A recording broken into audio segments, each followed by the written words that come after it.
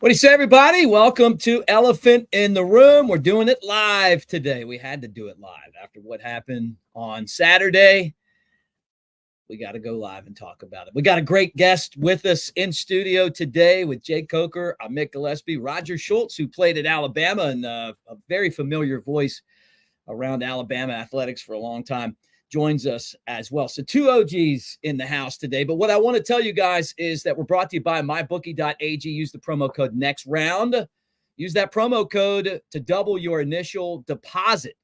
And thank you for hanging out with us here today. So before I get to Roger, I got to introduce Jake, the real star of this show. Jake, I'm proud of you for that drive to Nashville you made, man. That was unbelievable. Well, that was a damn good time. Taylor Hicks, Preston Dial. There's a lot of good guests, and now we get Roger in here today. It's going to be a good time. You think we're picking up momentum? I don't know. I'm having fun. Just say yes. Yeah. You fumbled it on the Yeah. I don't know about the team, but we won the broadcast. And I could say that. Right? Friday. Yeah, we did have a good time. Yeah. That's right. Well, Roger, thanks for coming in, man, and hanging out with us. Yeah, hey, this is great. Absolutely. I mean, I saw Jake and it's like, hey, man, you're doing this show. Hey, I'm available sometime. He goes, you have to go deep in the woods in Fairhope to find it. I literally, while I was driving out, I was like, dude, am I about to get murdered? Where am I going? Not around here. Yeah, he said, yeah, did you see the sign said, welcome to Fairhope, but you turn right before you get there. It's officially Montrose, okay? Yeah. The mayor said, hey, you can live here, but you can't live here. Hey, that's fine with me. At least I get to live here. I mean, close enough, right? But I'll tell you, man, it's been just going talking football. I mean, I do love it here, by the way. And LA guys, I'm one of the LA guys now. Are you doing the intro for this one or not? That's it now. I'm just going. Okay. Oh, you okay? Hold on. I'm Okay. on the intro All here right. so we can really get into it. Okay. Hold on. For you guys that are live, we'll just do the intro because it is his favorite part of the entire show. So I get to hear it? Oh yeah, you'll hear it. It's You'll something. You'll hear it. Right. Yeah. Dunaway put this together. Alabama takes on South Carolina as they try to reverse the field of what happened in Nashville. We're going to talk about that and that, both things, right here on Elephant in the Room after our intro.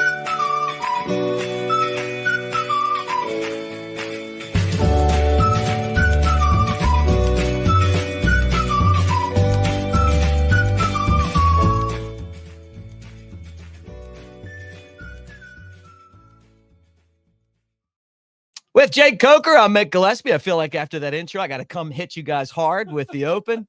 So now we're going, and we can introduce Roger Shultz to the show. But, man, great to have you, by the way, Roger. Let's talk about you a little bit before we kind of get into the topic of all that's going on in the world of Alabama. But you played for Perkins and Curry. You played at Alabama in the mid to late 80s.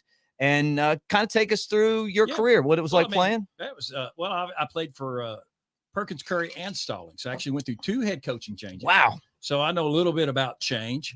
Went through one when I was a freshman, when just a redshirt freshman. I was just a dog, so it was okay. But then you go through after your 3-year starter and you get a new coaching staff. You're you kind of feel like Malachi Moore. You're just a big dog, right? Yeah. I just go out there and act like an ass, and I'll be okay. But that didn't work for me. No. Stallings, you got to know. Can you imagine just going and kicking the football? Let me tell you, I've never. First of all, hey, Stallings survived Junction, boys.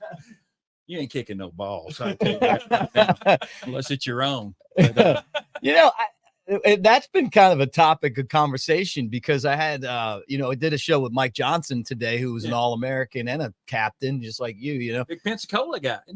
From Pensacola. Yeah. He was very clear that was not the way that he wanted to see things go. And part of what he was saying was he remembers when it was like that under Shula and when they helped transition that in the Saban and win a national championship. He doesn't want it to go back there. Yeah. No, and I think that's fair, right? I mean, obviously that's besides losing the game to Vanderbilt, who had a good game plan and all that, I guess that big talk now is like Malachi Moore. What are you going to do? Are you going to discipline Malachi Moore? What you do? And then I think at the end of the day, and I know he's apologized and he came back and all that. Like, great, I'm glad you came back. But I think if you could have went to the NFL, you probably went to the NFL. You getting paid more to be at Alabama right now. Yeah, right. A fourth-round draft pick or something. I don't know. But at the end of the day, man, don't act that way. And it's interesting because it's a sensitive subject because Alabama fans, forgive him and all that. I get that, right? I mean, I'll forgive him, but you need to sit your butt on the bench for a game, half a game, something, right? Something. I mean, you got to be disciplined. When the defensive coordinator comes out on the field, sends a guy in for you, and has to come on the field. And this is what I was telling Jake earlier. It's almost like you ever see The Simpsons when the guy falls into the weeds, he says something, he just goes back into the weeds. Well, that's kind of what Womack did. Right. Because, Malachi's like, hey, get off the field. It's like, you just can't do that. Yeah, right.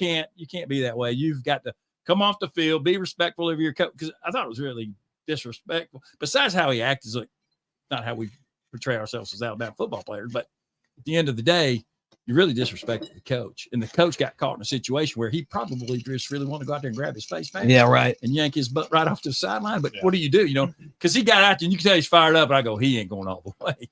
And, he kind of just faded back. And you can't do that. And I think DeBoer's a great guy. I think DeBoer says a lot in his press conferences that if you read between the lines, he's really telling you a lot. I don't think anybody picks up on it.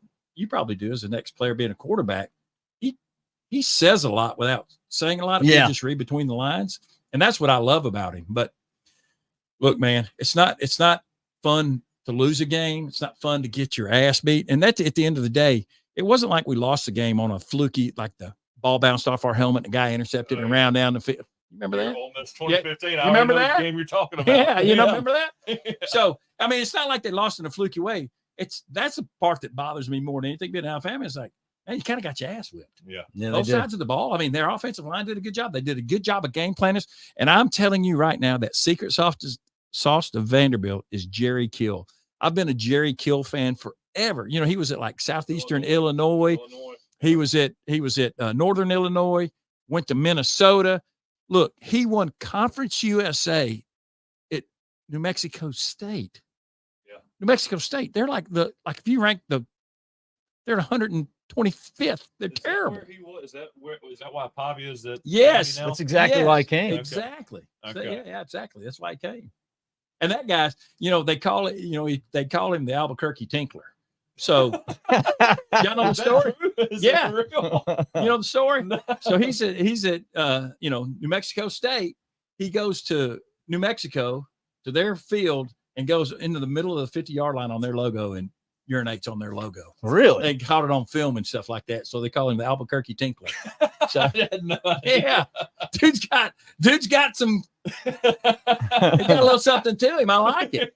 I just don't like it happening to us. That offense with that kind of athleticism at quarterback and the ability to throw the ball. That fourth down throw was one of the best throws I've seen all year. And the receiver just made a great catch. And that's that's the thing you talk about. Where are these things in these games that happen?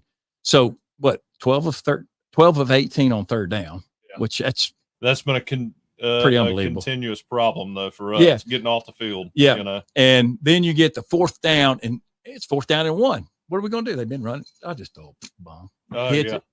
They got lucky on some plays. Yeah, well, look, you know what? They got to lose, right? Yeah, They're Vanderbilt. Like, what do I got to lose? I'll take chances. But then they controlled the line. They controlled the line of scrimmage. They controlled the ball game. And it's tough because I thought if our offense could just get out there, we'll get something going. Another thing is a running back. Haynes was what it was averaging 10 yards a carry, 9 yards a carry. Yeah. What was it? It was. Well, we had the ball for 15 minutes. We scored 35 points. That's true. Offensively, right. Our issues outside of the pick six and the fumble, the sack fumble. Really on offense, we didn't have too many mistakes. That drop pass on the third. Jam Miller. Jam Miller had 45 yards on 5 carries. That's pretty good. Haynes, 24. But you're right. You got to get on the field. You can't score if you're not on the field. That's the old school. Most of these teams that don't have as much talent, that's usually the approach they take. Hey, let's dominate time of possession, make the game shorter. But most people can't, right? I was about to say that's the point. Most of these teams aren't physical enough, aren't talented enough to run and make those throws to convert on third down. And it kind of we got 2 guys taking. Look, I love Kane Womack, and I want him to be at Alabama as long until he takes a head coaching job. That's the ideal scenario, right? He stays there long enough to win one, and then kind of hope that's ideal. That's that situation may take care of itself. I mean, you hope that your D coordinator is good enough to get a head coaching job somewhere. And we benefit. We know Kane because he was down here at South Alabama. We live here in Mobile and see him all the time. I guess he lived close to us. Yeah. So I mean, we see him and we pull for him, and he's done a good job. He's kind of bend, don't break, and everything. His defense has been creating no turnover. I don't think they created a turnover. No, I don't. That was that was an issue. And then they had 4 against Georgia. That's something that's different. But you've got to be able to stop them. You got to stop the run. And when you take just a picture, you'll see that Vanderbilt had 9 guys in the box, and Alabama had 8, with one of those 8 being the safety. You're in trouble. Yeah. And I'll tell you, their offensive lineman did a good job of displacing our defensive lineman. I mean, did a good job of rooting them out of there. That's my biggest issue is I feel like the physicality on defense right now. I mean, we got spoiled with the D lineman and that defensive front we've had for, 15 years. Yeah. And all of a sudden it just seems like, we're incapable of just building a brick wall. They used to call in 2015, they called the defensive line the Great Wall of Hell No. Yeah, that's right. I mean, you tried to get north and south within was that the Leonard? It wasn't happening in 2015. Well, what was it, Fournette? They just totally got 31 yards. They had no chance. And that would have been, I thought that would have been Alabama's game plan going into it. I don't know if have you seen Vanderbilt play this year? I saw them play against Missouri. I thought they kind of had it. It's funny. I didn't even know who the quarterback was at Vanderbilt until early on last week. And I watched the Missouri game. I was like, damn, they are actually a lot better than I thought they were. So I watched all the Missouri, and that's what I thought. So, man, they're really either they're a lot better or Missouri's not as, because everybody's pumping up Missouri. Obviously they're going to be what they're going to be, but they did a good job, and you got to stop the run. I mean, make that kid throw the ball, even though he threw a dime on the 4th down play. But that would have been my game. I think that's how Saban was. And you can speak. You played for Saban. I've watched him, but I guarantee you, I'm going to take away the run. If it's inexperienced, I love when Saban had to go against like a young quarterback. All right, see what I'm going to do. I'm definitely taking away the run. Let's see if you can beat us passing the ball. Yeah. So I'm like, okay, let's take away the run. They're running. Let's take away the run. Yeah. What do you have to do? I don't know, put another lineman in. But we back then again, I felt like we could stop the run with split safety looks. Yeah. We could. We were just so dominating up front physically. And I think that our guys up front played well. I thought, but look, they were on the field a long time. 42 minutes 42. You're going to get wore out. So that's where NIL. Whose fault is that? Yeah. We score too much, but again, you got to be able to get off the field on 3rd down. Yeah, that's right. You got to do it, and a lot of times you got to do that without bringing pressure. And it's to me, when you have to bring pressure to get pressure on the quarterback, then it puts you in some bad situations. Yeah, bad situations. They're going to hit home run balls if you got to do that every time. Right? They got a chance. It's just like the Saints last night throwing deep balls. Oh yeah. When we played Michigan State, I'll never forget.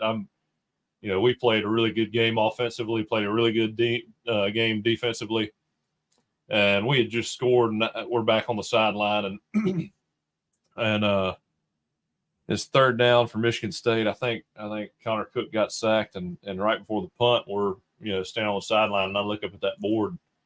Connor Cook's looking kind of disheveled, and he looks at one of his teammates. He goes, "They're fucking everywhere." And that was true. It didn't matter what. Hey, aren't you supposed to play with 11? So I think I've seen them.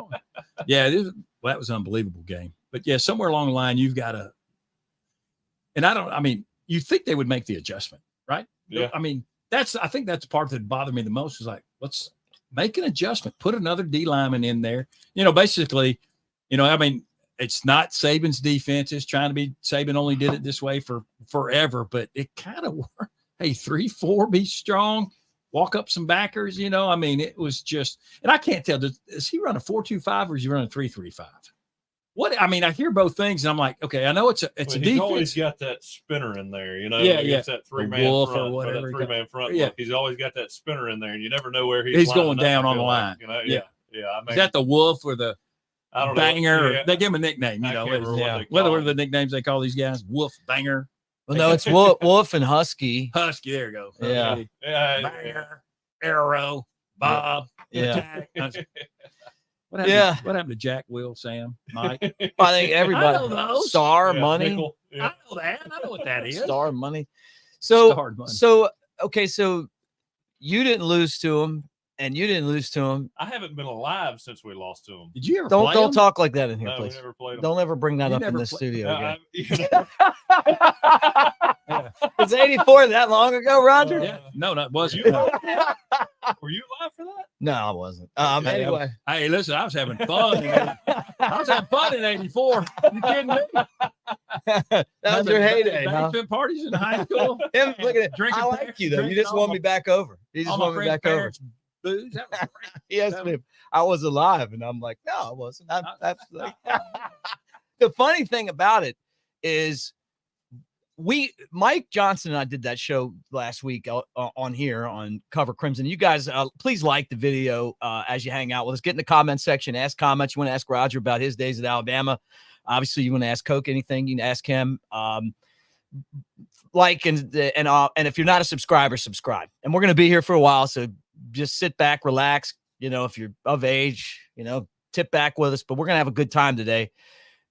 We talked about this. The headline on the thumb that I did on Thursday on the show was Vandy can beat Alabama. I didn't think they were going to beat us, but this isn't the Vandy teams that Bama's like rated, that it was a 50-point favorite. This is a triple, Whatever they're running. yeah, it's like that triple. It's not the same thing that we used to run. You know what I'm saying? Like It's a modern day. but it's a modern day version of modern option. Yeah. a modern day triple option, right? Kinda like what is it? Kinda coastal. Yes, yeah, right. But it takes discipline, or it's going to be, as Saban said, and I watched one of Saban's defenses get ripped up by one.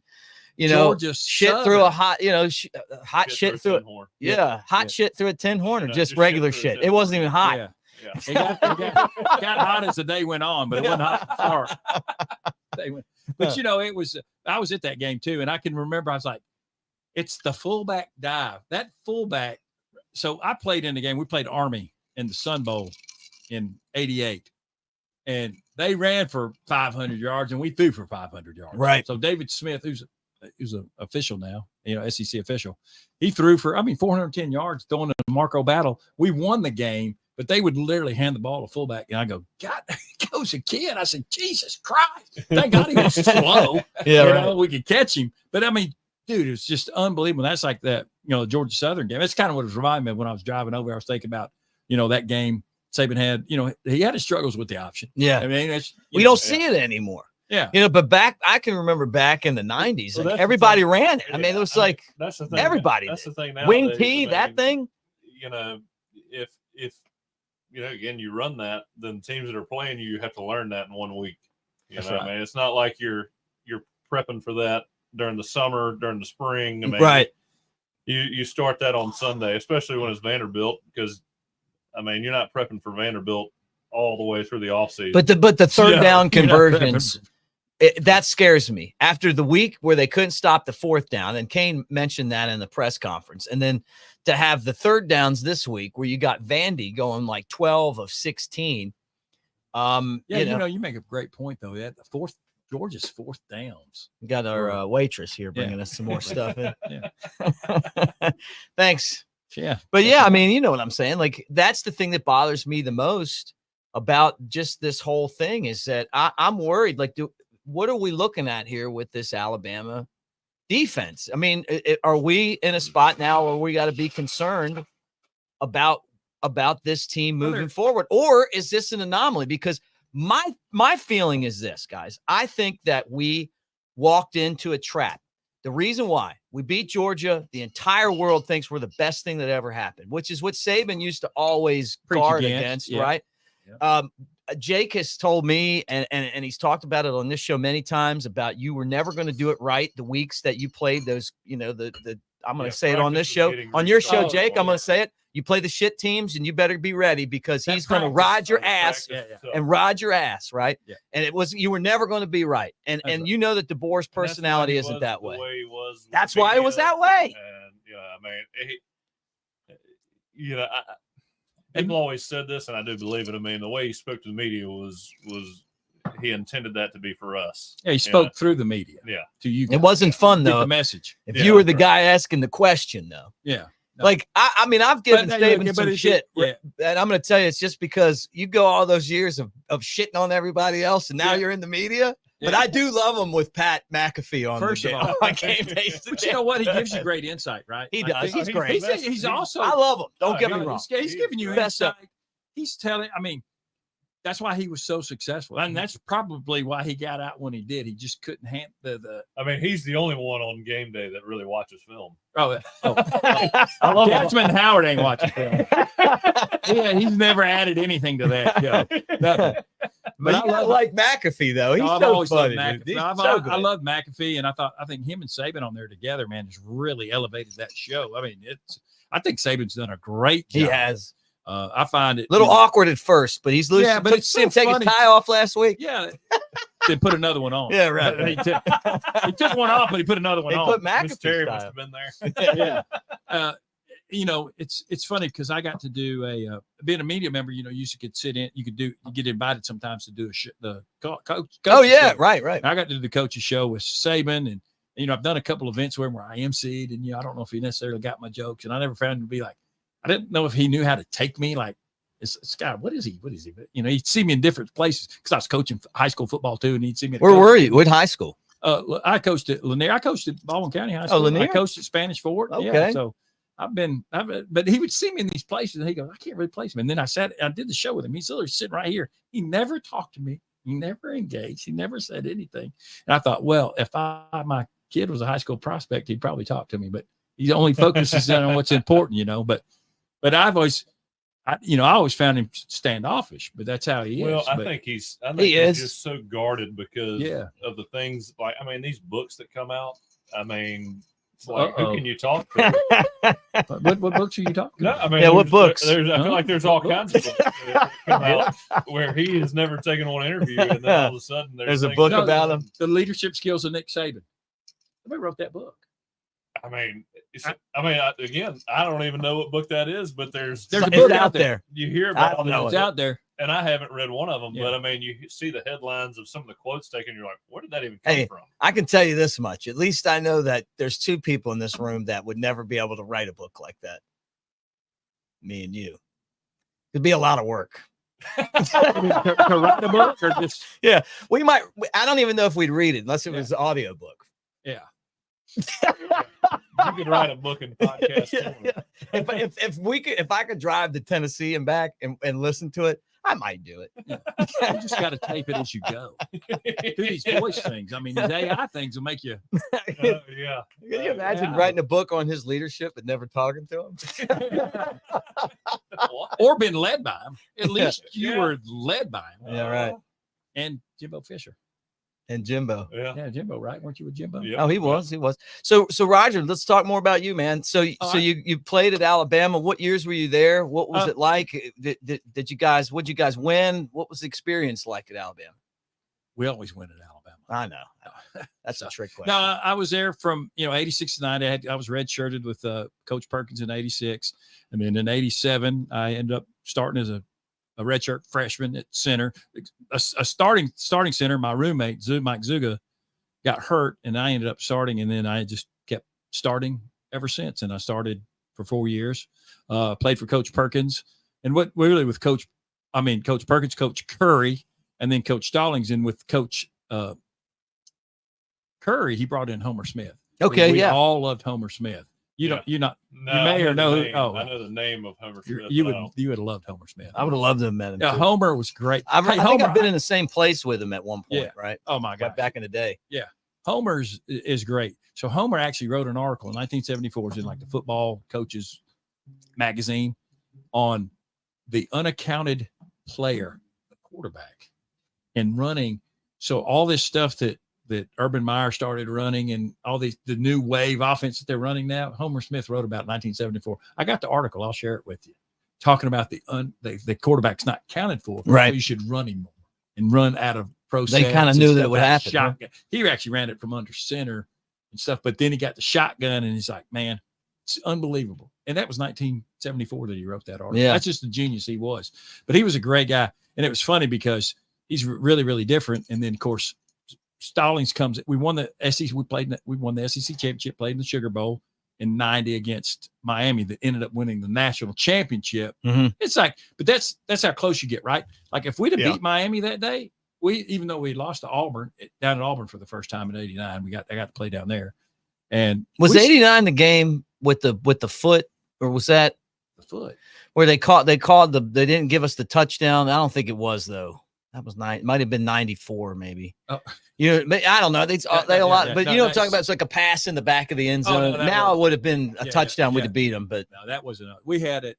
They had 12 men on offense and they scored a touchdown, but in '89. But we got to play Auburn down there in '89. Got to play the Sugar Bowl. If we win, and look, I played against two number one draft picks, Cortez Kennedy and Russell Maryland. Wow, Russell Maryland. That was a beast. Cortez Kennedy, those guys, man. That's who my choice. And it was funny because I always went to they said, just go to the one technique, block the one technique. And for the guard, I had the three technique. Was just in a fight for his life. And so Robinette's getting his ass beat by this guy. And he sinks down to a one. And I'm thinking, okay, I'm going to get help. And Robinette didn't help me. He goes, now you know what it feels like. I go, hey, man, it's no time to prove a point here. You might want to go kill our quarterback. Yeah. He goes, I need help. I remember Russell Maryland on those Cowboy teams. Yeah. It was great. Cortez Kennedy was great too. He was a great player, both of them. I mean, those guys were unbelievable. And but we played, and then '90 Coach Stallings came in, and Mal Moore's offense coordinator, and so we had we struggled. We lost the first 3 games. Our first win was against Vanderbilt. Was Jay was on that team, wasn't he? Jay Barker? Yeah. Jay was, because I remember him telling me this he was story. a freshman in what, 88 or 89? No, he was I don't know if he was a redshirt. He might have been a true freshman in '90. That's my guy right there. I was texting him to come to our show on Friday. Yeah. So Jay was there, but Gary Hollingsworth was the quarterback. Right. But what's funny is Stallings really he was so funny. So we ran a play. So a play in '89. If we want to run to the other side, just go opposite. The quarterback go opposite. So if it was a sweep to the right, we just go to the left. That was a call. That was one of our calls in '89. Well, we didn't have that with Stallings. Stallings like call the play, run the play, do the play. Yeah, it is what it is. Well, we're playing Vanderbilt, and Hollingsworth comes up and just goes opposite. Everybody knew it because they had all played before. It wasn't like it was a new guy. It might have been a redshirt freshman start, but he still knew the call. So we run the sweep to the left. We gain about 60 yards. And Stallings is just running right behind us. He's like, hey, man, timeout. He calls the timeout. He goes, what in the world are you doing, man? That ain't the play. You're supposed to run play. He goes, well, coach, the numbers were right. We just opposite. He's like, man, we ain't got we just run the play. So it's fun. So the next week we put in, so if the play wasn't there, we checked to a dive. Nice. That was it. That was the check. Yeah. Check with me was a dive. And so like, okay, if you're not going to run the play, just run the dive. Yeah. But it was funny how they were. And because we knew that like Homer and Stallings probably wouldn't jihad together. And they brought Homer back to be offense coordinator in 93 or 94, and it didn't work. And I mean, I talked to Coach Stallings about it one time, and I said, I was with him and I said, I loved Homer Smith, and he goes, hey man, Homer was a great coach. He just wasn't my kind of coach. and I respect that. Yeah, but we all knew that too. It was like, they'll never get along. You know it. So here's my Perkins story. Is I grew up in Baltimore listening to the Orioles. A guy named Chuck Thompson was my guy. I wanted to be a baseball broadcaster, and I ended up getting to know Chuck. And the way that I got to know him was he's like his wife. I was at Camden Yards and I'm listening to him. I was a student. Chuck's wife or Ray's wife? Well, I was listening to Chuck Thompson, and his wife was at the broadcast booth. I had a press pass. And I hear his voice, and he's a baseball Hall of Famer, and he was the Colts broadcaster and the Orioles broadcaster, and the guy I wanted to be. I never had met him, and I'm standing at the door and I'm just like, eyes are, like, oh And my who's God. this broadcaster you're talking Chuck about? Thompson. Okay. Chuck Thompson. The guy that hit the home run in the 1954 World. No. Thompson. He was The probably, Giants. he might have broadcasted that, though, but it's 6 decades. He was the Orioles and Colts broadcaster. I said Raven, but Colts. Yeah, shame on you. His catchphrase was "Ain't the beer cold, baby." Yeah. So he was awesome. And I'm standing there, and then his wife goes, "Hey, what are you doing?" And I'm like, "I just wanted to. That's my hero." And she was like, "You want to meet him?" And I go, "What are you, his agent?" And she's like, "No, I'm his wife." Well, they find out I go to Alabama. His daughter from his first marriage was married to Ray Perkins. And let me tell you something, like you probably know him, maybe. I mean, you probably know her. From that point on, Chuck was my man. Really? Yeah. So he was necessarily know if that's true. It is. Well, how it have to I be. think I've known both Coach Perkins' wife and It's not Thompson. No. From Baltimore? I'd have been his girlfriend. No, come on here. I'm saying no. Well, I know his first wife and I know his second wife. And that's not. Uh-oh. I hate to bust your story, but yeah. Maybe it was Bill Curry. No, wasn't he the center on the Colts team though? That's Bill Curry. Oh, it was Curry. So it was Bill Curry. Okay. Thank God. I was like, okay. Was Chuck fucking lied to me? Yeah. Okay, so it was Bill Curry. Yeah. Bill Curry was a center. Okay, on the Colts. Thank God. Because I was like, his how wife. How am I wrong about this? His wife is named Carolyn, but I don't know her maiden. That had to be it then. Yeah, that could be. So okay, so then you played for him too. Yes. Well, there you go. We get this all figured out right here. Yeah. Yeah, you're starting to freak me out because I was like, well, I mean, well, I know that Ray Perkins. I'm glad you're here. His wife may listen to the show. She's freaking out. Yeah. Sorry, Bill Curry. Which the weird thing is that you say that, and now, like, it's been so everything. Well, it's been so long. I mean, he died. Chuck died like, in the 90s. You know, and but he would call. It was like before iPhones and shit like that. And he would call and leave me a message and talk to me all the time. You know. But I don't have like hey, you dumbass. It's no, Bill Curry, not Ray Perkins. Yeah, he would say that now. But I remember it was like the Colts. But so Curry was the center for the Colts, and then Perkins was not. He didn't play for the Colts. Did he play in the NFL? A receiver, Giants, I think. I don't know. He may have played for the Colts. He might have played for the Colts too. I don't know. I don't think he played. I have no idea. I always heard he was a tough. He was tough. He was tough. Let me tell you, I got so nervous. Like he came and he sat at the table, the dining hall with me, and I was just like, what was your recruiting story with him like? I heard because he brought you there. Yeah, no, I heard he was an intense. He did play for the Colts. They both played for the Colts. I thought he played for the so Colts. That's where the confusion for me was. Yeah. Because I didn't really know any of those. That's kind of why. So weird, huh? But obviously a relationship with Coach Perkins. They were really close friends. Really? Yeah. Curry's kind of not a big fan of us. What was Curry? They threw the brick through his window and stuff. Were you there for that? I was there. What was the discrepancy with Curry in Alabama? I've heard I've always heard a lot of. So when I'm in it, right? Like I'm a player. I don't understand all the politics of everything. I didn't really understand the whole Georgia Tech and Bear Bryant and Time Magazine or whatever magazine, the Newsday Week, whatever the magazine was with, they got, it was with Wally. No, it was with Georgia Tech. And I don't know, it's some kind of, and then Darwin Holt just literally just about decapitated a guy from Georgia Tech one time. That was bad and all that. And so I don't know where it came, but there was some old stuff that people didn't like Georgia Tech. And I don't know, I guess, and then Curry was, he was my coach. I played for him. Seems like a nice guy when I love Coach really Curry. Nice guy. I love Coach Curry. That was my coach. Yeah. And I thought he was a good guy. I tell you though, I think he would have been a better coach in this generation than he was in his generation. Because he wasn't an old school spit on it. Yeah, right. Rub dirt on it and get after it and tough. He delegated authority. He let his coordinators coach. He didn't, hey, what's the game plan? And, he did a good job of being with the media and all this, because he ended up he was a color analyst for ESPN for a while. So he was really, he did it different, And he would have been a lot more successful in today's world than he was coaching then. Right. And you know what? I truly believe that. And you bringing that up, like, it kind of leads me back to Malachi Moore. We're talking about Malachi Moore.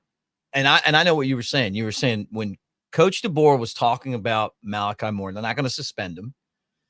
But I kind of felt like there was some discipline coming. It just wasn't the same type of discipline under Saban. And I would not be surprised if he's not a captain when he runs out on the field. That could be something that he decided himself. I mean, I'm curious to see what happens. Well, first of all, on I don't know Saturday. if I like announcing captains before the season starts anyway. Yeah. So Mike was saying. Well, I don't know. I mean, being around Alabama, I mean, I always like the, naming the captains after. But I mean, look, it's. Yeah. I mean, that's just that was kind of weird to me, but that's okay. I mean, it doesn't bother me. But it is a bit of a, now this is why. Yeah. But he was a captain last year. Yeah. I mean, I'm going to dive into this, I guess. My whole, look, Malachi Moore, I've got a lot of respect for him because of, in today's world, NIL, I can't imagine how much he was offered, and he stayed at Alabama. He helped, bridge that gap between the and I believe, and also too, is I've had people say, well, his draft stats probably wasn't that good, but I mean, I think he's predicted to go in the first 2 rounds now, so he would have had at least a second or third round grade, I would have thought. Yeah. I mean, so but from people on the outside looking in, and especially, I mean, I feel like I don't know how it was. I don't know how it was when you were at Alabama, but I mean, there was a lot going on, in the locker room that people don't see. I mean, that just happened. That just happened, on the field, and people all saw it. I mean, there's a ton of stuff that goes on, especially when things aren't going well. Really? And there's a lot of fights in locker rooms and stuff like that. Oh yeah, when a captain loses his mind, it usually. I mean, we were losing to Vanderbilt, so I mean, obviously things weren't going well. But I mean, he's again. I feel like he's mature enough to. Oh, I don't know about that. I mean, I feel like he's mature. I don't know about that. No, I got you. I know what you're saying, but I'm just trying. I thought. Look, before the game, I thought he was a mature guy, played well, did all that stuff. But now I just don't know. I mean, what he did was uncalled for. He just lost his mind. I don't know. I mean, and he's apologizing, and I get it. Hey, great. But I don't care about an apology. I don't care what comes out of your mouth. I want to see how you act on the field, how you, but the problem that bothers me to a degree is, and you guys did it, and you guys self-disciplined yourselves when Saban was there, and that didn't happen. Nobody just jerked him up and told him to get off. I mean, somebody should have grabbed him. Well, how do you do that? But it's hard. A weird situation though, because you never see a captain do that. Right. No, that's what I'm saying is that the hard part is he is a captain, and there's young guys out there. Yeah. Look, I promise you this. I wasn't going to snatch up Bill Condon. You don't know Bill. Bill's from Bill. I know. I know Bill, but I don't know Bill. You know who Bill Condon. Look, I wasn't going to snatch up Bill Condon. Yeah. I mean, I don't care what he was doing. That's the thing. I mean, when you're a leader, that's the part of it I don't think realizes, like, okay, do you expect something like the freshman, the Saab or whatever's the guy that's a transfer, and then you got the freshman playing cornerback? Do you think they're going to go up and grab him? Yeah. Even the kid that transferred from USC, he's new to Alabama, right? He doesn't. Yeah. So who's going to grab him? Yeah, I mean, it's a weird. It's just because he is the captain. I mean, yeah, that's right. You're like, he's probably got a lot of respect. Well, here's what I said, guys. I said this. I was disappointed in it, but if there's one guy that does have a mulligan, it's him. Now, I'm going to tell you this right now. This is a very, very sticky situation because you could lose the culture that you're inheriting. Saban inherited a culture that Mike Johnson and I talked about today, that Saban's changed from Shula to Saban. That got back to kind of the culture that was there before, where I'd hear stories about players slapping coaches and stuff. Well, I've been covering this. I don't know if that happens all the time, but I mean, I've been covering this a long time. And you hear this stuff. It starts to get, I guess, when you lose every game in the fourth quarter. Happened. You've seen, okay, so this is nothing new. Yeah, but it's slapping a coach, grabbing a coach, telling him you're going to rip his effing head off. That may have happened to me. It may have happened a few times. Oh, yeah. As you a coach? Like as a coach? No, I was a player. Okay. And the coach said something, and he grabbed me, then I grabbed him. But it was okay. I mean, it happens. But look, I'd say the guy gets a mulligan. When I see that, I'm sitting there thinking this dumbass, and then I was sitting there and I was like, man, I've acted like a retard too. I've acted like a dumbass. We're live, so it's in there.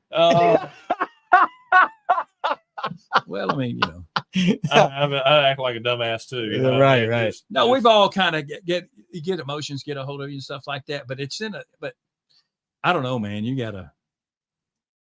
It's a weird thing. But I would have. I think you should have suspended him for a game or half. You know, they could do. I don't think the whole we're going to suspend you. You're not going to start and then you go on second play like Pat and I used to do. Yeah. I think there should have been just a little bit of. And the fact is because the coach went to pull him out and he not so much as he threw his little temper tantrum, but the way that I think he disrespected the coach, and the coach sent the guy in to take him out, and the coach has to come on the field, and then, you know, and Kane's out there like, oh, good God, I got to, you know. So I'm saying that's the part that kind of bothers me a little bit. Yeah. Like, they pulling you out, get out. Yeah. Hey, there's a comment. And that happened to me. I got to read this comment. When there was guys. Hold on. No. I just got okay. When there was guys at Alabama when I was there that, I mean, you got to call a timeout there and handle that, because there's guys that I played with that were. I mean, look, what you want some guys that are just out of their mind. Look, you got some guys on the edge. There are guys that I know Coach Saban wouldn't be able to pull off the field that I was playing. Right. I mean, it wasn't. But Saban knew it too, right? That's the thing. Saban knew it too. He just knew who he could. And look, these coaches are trying to figure out who they can deal with. Can you imagine that? All right. First off, Bama Red says two of my absolute favorite Bama football players. Awesome. Roll Tide. So she's talking about you guys. So it's she or he. No. He is. So Roll Tide. I say no Roll girls. Tide. Roll Tide. Like me. Sorry, Bama Red. I like Jake. I like the quarterback. Nobody likes the The second thing is I've never seen somebody run to they're placing the football and the guy kicks the football.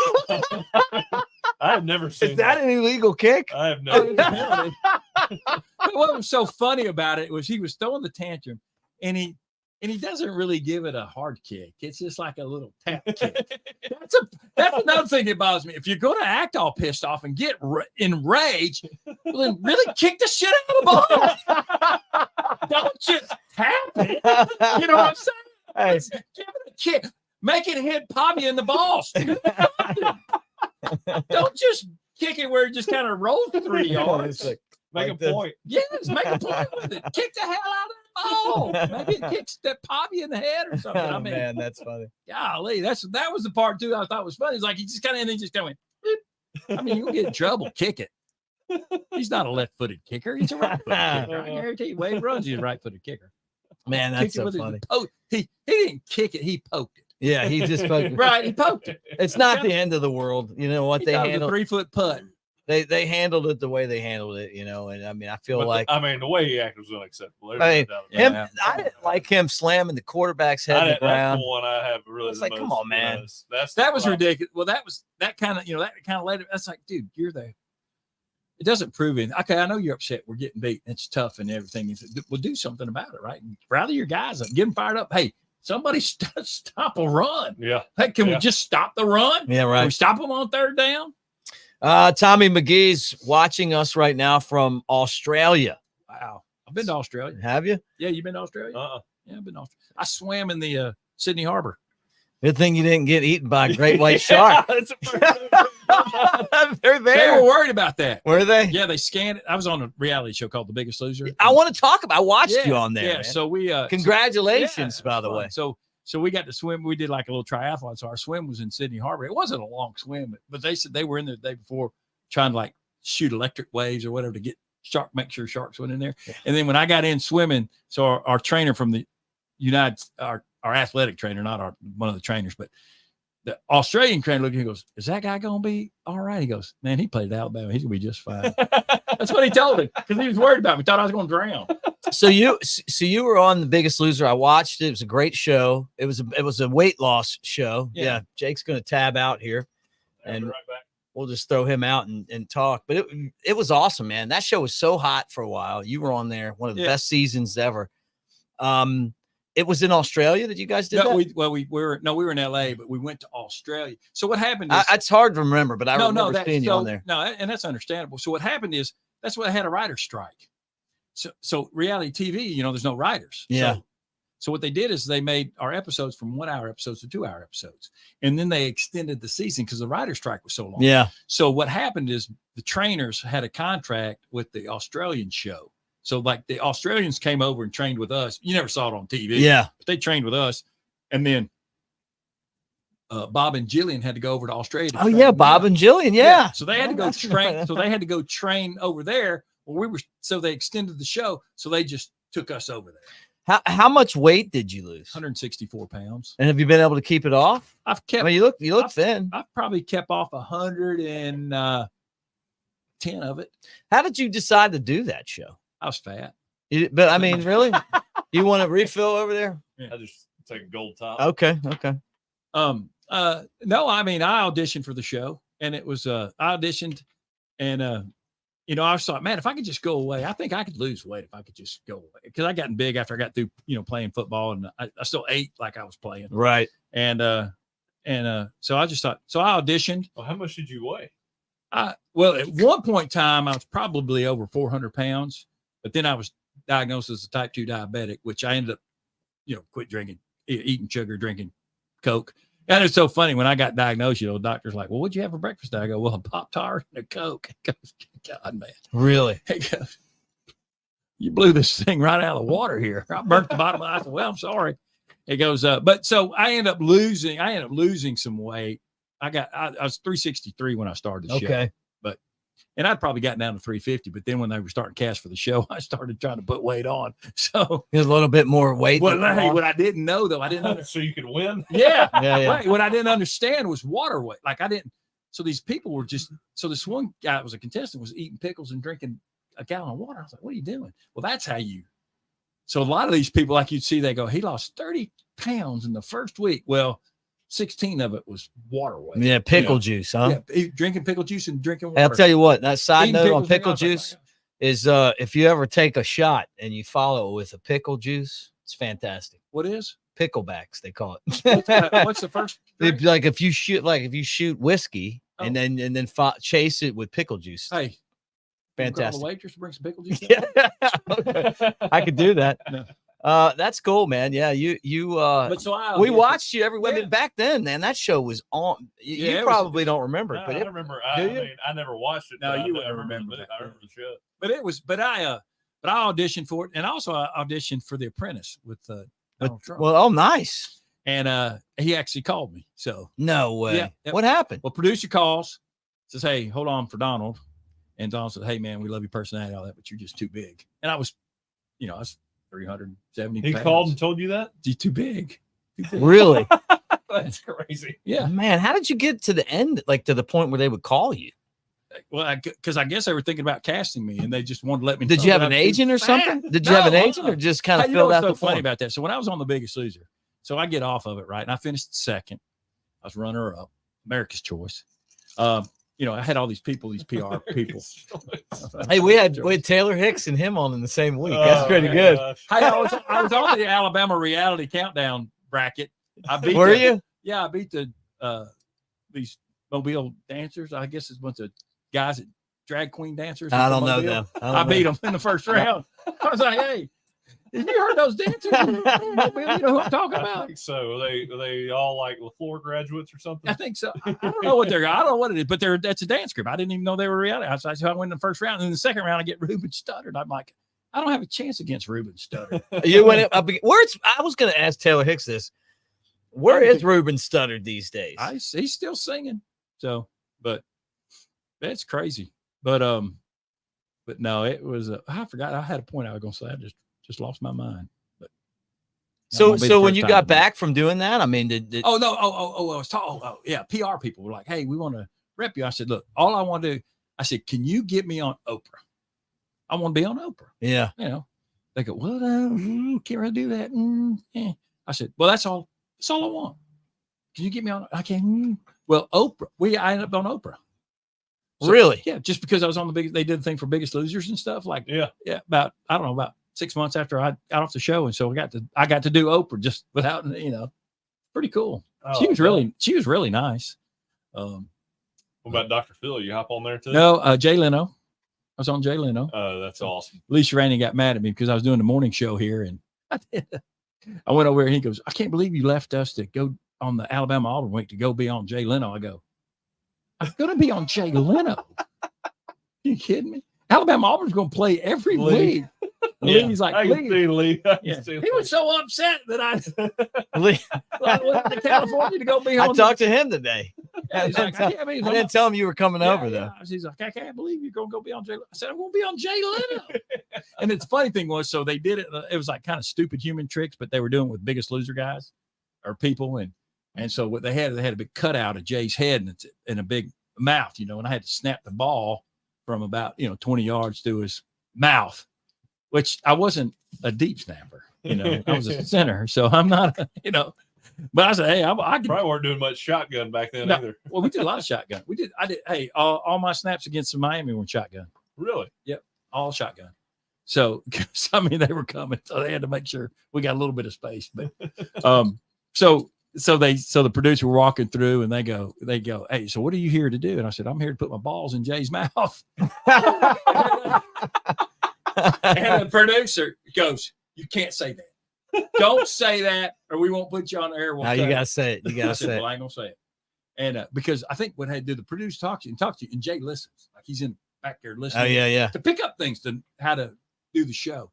And they go, "Don't say that." And I go, I said, "Was Jay gonna say it?" So, but nobody ever said it. But that's what I said. So I had a big cutout. And I said, "I'm here to put my balls in Jay's mouth." That is funny. Yeah.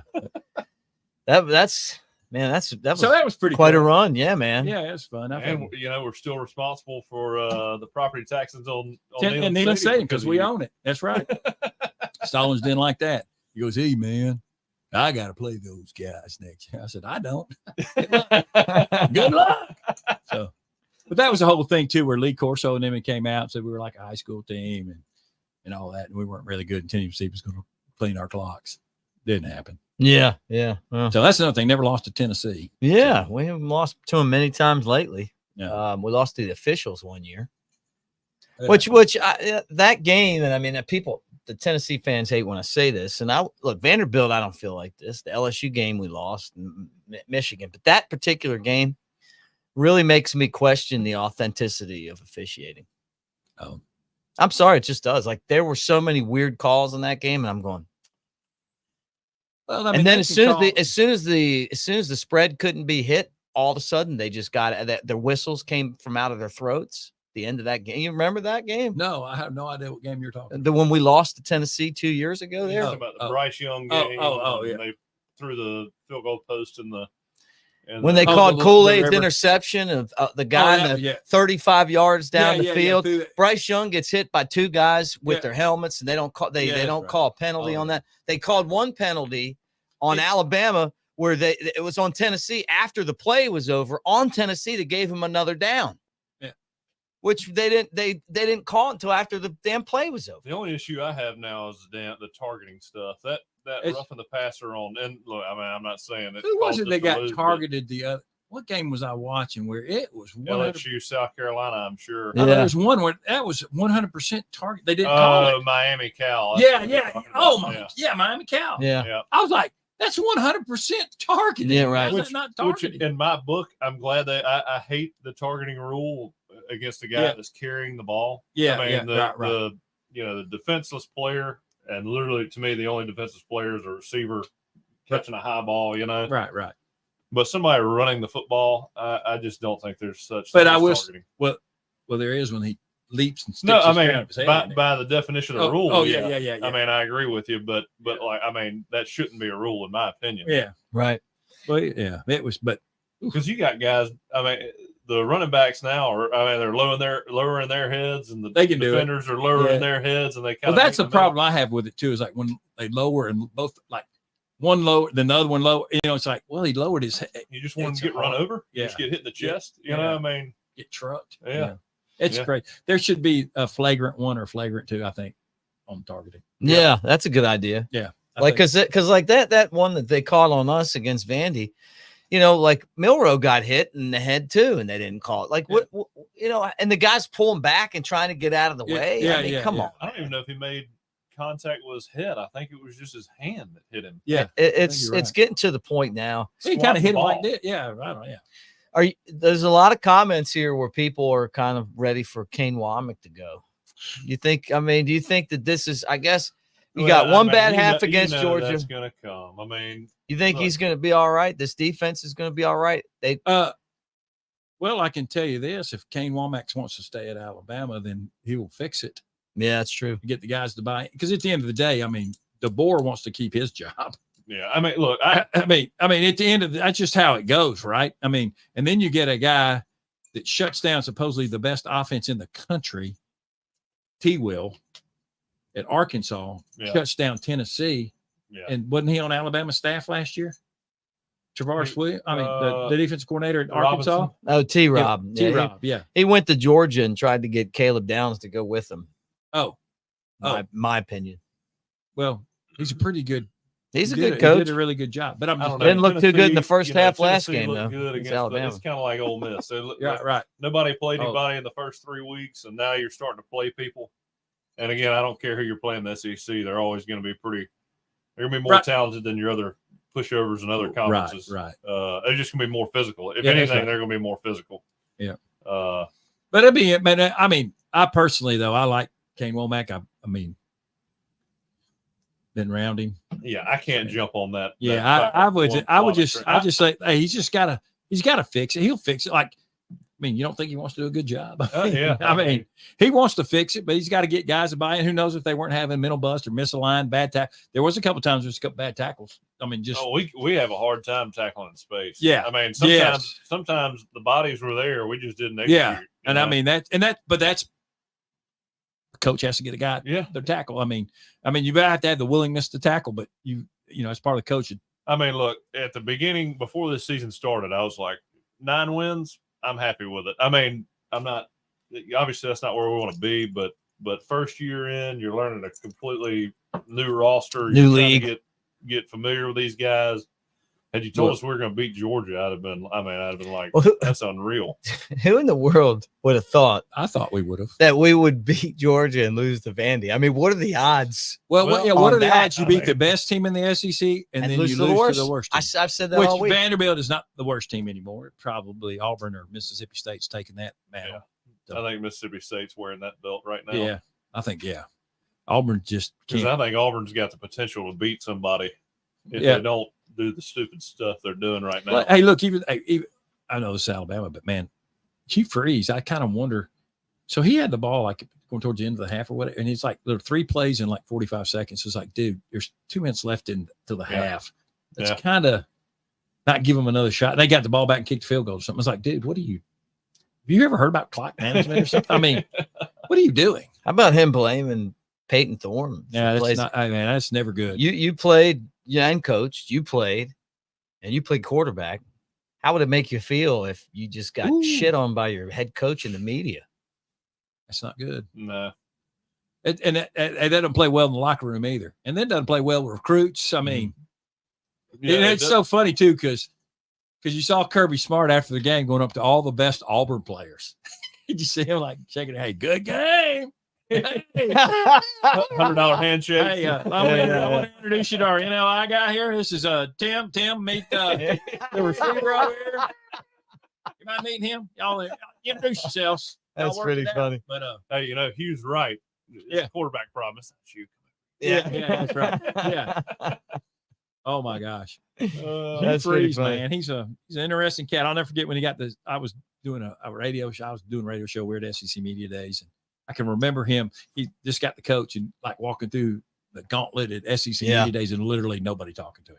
Like, you'd always pull a coach in or whatever, and him like he's kind of like looking around, going, "Hey, I wish somebody want to give me some love over here. Somebody want to talk to me?" And I go, "Should we talk to him?" Like, God, hell no, let's let him go. He was his first year. I'll never forget that when he was first year at I can remember when Saban was down there at I think I may have called Saban an asshole, kind of under my breath, but I wanted him to hear it.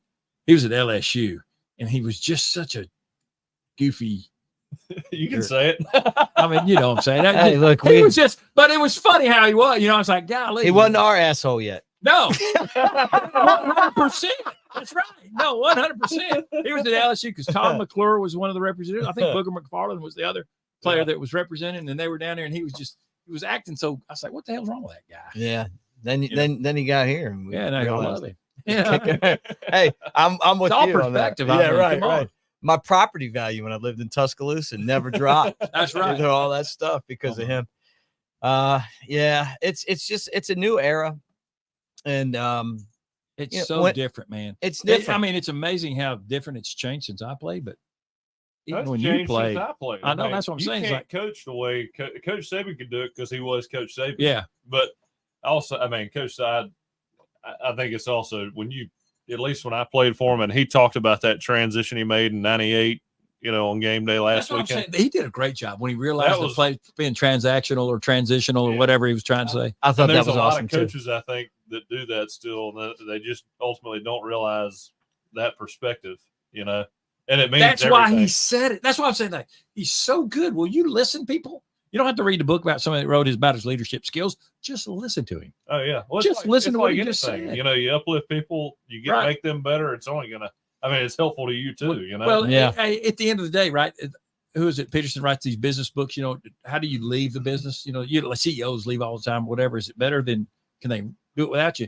And look, Alabama's still one of the best teams in the country. Yeah. He left. People left. People came back. And Tuscaloosa, that city. Yeah. I mean, when I was in high school to where it is now.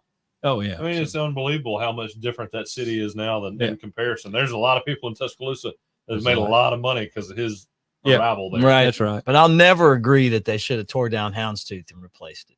Oh. Houndstooth is still there. It's just not the same Houndstooth that we No, it's had. not. But Harry's is still there, and it's the same. Yeah, I love Harry's too. Yeah, Harry's is still there. What's that say about me or us? It's so sad, man. I took my son to Harry's. You take a look at him, man. He loves a good slum. Yeah. I do. Yeah. A dive bar. You give me a good dive bar. Oh man, dive bars are the best. I'd show you guys a good time. You know this Mancy's up here in Daphne. I look with my goosey. Perfect. But you know, there's that restaurant right next to it. Yeah. It's just I love it. I was That's like, man, awesome, this isn't it? place has got the vibe of this Yeah. studio. Thank you. Yeah, without Roger, you're invited back anytime. Yeah. You just won me over right there. No, I love those kind of places. Me too. We do the some of the away games from down at Flor-Bama. Oh, and it's cool when you go in there and it's like they're like, this is where Snake used to hang out. Yeah, you know, I I like think it. we all have our Snake stories, right? Well, I got a great Snake story. So I'm down here playing. He used to have a golf tournament. He used to host a golf tournament, and it's celebrities and stuff like that. That's something that we missed. Yeah, you missed. That would've Williams been- Jr. I heard. Yeah. I would have loved to have done that, man. He was not there the year I was there, but so we go, and I'll never forget. We're in the Judge Roy Beans. That's, you said I don't know if you probably don't even know that was a bar. There's a bar around here, or whatever. Burned down. Yeah, I never had a goats walking through it, had big chest pieces, but I'll never forget. So Snake goes, "Hey, let's get a shot." I said, "Oh my God," you know. So I take a shot with Snake, and I'm thinking, "This is the greatest." I just took a shot with Snake. I'm calling my dad. So I call my dad on the payphone. I go, "Dad, you won't believe what I just did." He goes, "Oh God, what happened?" I said, "I had a shot with Kenny Stabler." He goes, "Is it? I mean, doesn't he have shots with everybody?" I go, "Dad, do not steal my thunder." I really thought this was a big deal. Don't have too many shots with Yeah, him. he's like, "Well, doesn't everybody? Is there nobody else out there with him? So I haven't shot. He has shots with everybody." I go, "Well, I hate to put it like that, you know, but Snake was great, man. He was always good. He's really so nice. He was nice to my mother. And he's one of the best people I met. In here. Oh yeah. Oh, I love Jimmy Carroll. Oh yeah. And he was telling us a story about going out with Stabler one night, and he's like, you can't tell all those stories. Oh no, but I mean, well, you could. Yeah. we hope you would. He's like, you know, they do their thing, and Jimmy's like, Kenny, I'm worn out. I'm ready to go to bed. And Kenny looks at him and goes, "We got a lot of dark left." I mean, I'm telling you, Jimmy Carroll, you know, he's an enterprise boy. That's a dang, man. That's yeah, he's got a lot of dark left. Jimmy is funny as hell. Yeah, I mean, he's a great guy. He was, you know, I don't think when we had him in here, I don't think he got the concept of the this. concept of the podcast, and you could really relax and Yeah. have a good time. He was all buttoned up, Yeah, you know, yeah. he's Alabama man, just that old school. Yeah, you yeah, know, yeah. Just, You but can- he You is, give him a couple of these Blantons, and he'll be. I know. Look, man, when you come in, Roger, I want you to feel like you're getting the. I cheaped myself when you So said, that- "What kind of bourbon you want?" I go, "I'll just take that red eye gut Oh, stuff." man. And you said, "No, man, I got you some Blanton." yeah. I took a tour of the Blantons. So place. that I did too. That story I was about to tell before this podcast started about Pendry, or that story Preston told. So we had Preston Dial on the show Friday, and we were going back and forth about Pendry. Yeah. And I apologize in advance if there's a guy in Eugene that hears this, or a guy named Eugene in West Virginia that hears this. I apologize. Sorry, Earmuffs, Eugene. buddy. But we're Everybody named Eugene just got nervous. so Stallings, he listens to this show. His name's Eugene. so we're sitting there, we're talking, and we're talking about Pendry and talking about how much we love Joe Pendry and this and that and going back and forth. He goes, yeah, he goes, you know, I was there and he's calling me Eugene, and he's like, finally Preston's like, Coach, why the hell you call me Eugene? He goes, well, there's a guy I knew, and you remind me of a guy from West Virginia, and his name was Eugene. And Preston's like, okay, well, what makes you remind me of him? He goes, well, he was the dumbest motherfucker I ever met.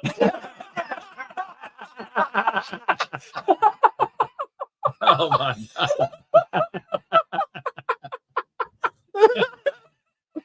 I'm stealing that. You might be- So now every time I'm you go, hey, feeling that. Eugene, you know, Pendry was great. So, you know, I had a chance. I played in the Senior Bowl, and Pendry was the offensive coordinator. Marty Schottenheimer. You remember Marty Schottenheimer? Yeah, I I want to love call him Marty. Eugene. I You loved Marty. Yeah, just go, hey, Eugene. the Browns, right? Yeah, no, it was the Kansas City Chiefs. Oh, and the Chiefs. Yeah. Cower was on Chargers too, right? Yeah, Yeah. yeah, but he LT. was. So here's the staff: Pendry, Howard Mudd, one of the greatest offensive line coaches in the history of the NFL. Heard of him. Bill Cower, Tony Dungy. Good Lord. That was the staff. It's one of those trees. That was the it's like the staff. Saban tree over there. That was the That's staff. insane. Yeah, it's pretty cool. And it's so funny because so Marty Schottenheimer loved me. He goes, man, I just need to bring you in just to bring you in for team morale. I go, well, I'm good for that. Let's go. And it was and the Saints were the other. Mora was the other coach. He goes, Shultz, you're funny, man. I said, well, bring me in. Hook it up. Man, I can't play. The worst thing about the Senior Bowl was we did a weigh-in, and did you play in the Senior Bowl? Mm-hmm. You know, the weigh-in, but the weigh-in was like at this time we didn't know about the weigh-in, and we literally come off the practice field, and they go, take your clothes off. Yeah, I could make some really unprofessional jokes about that way. Yeah, and I said, Do it. I said,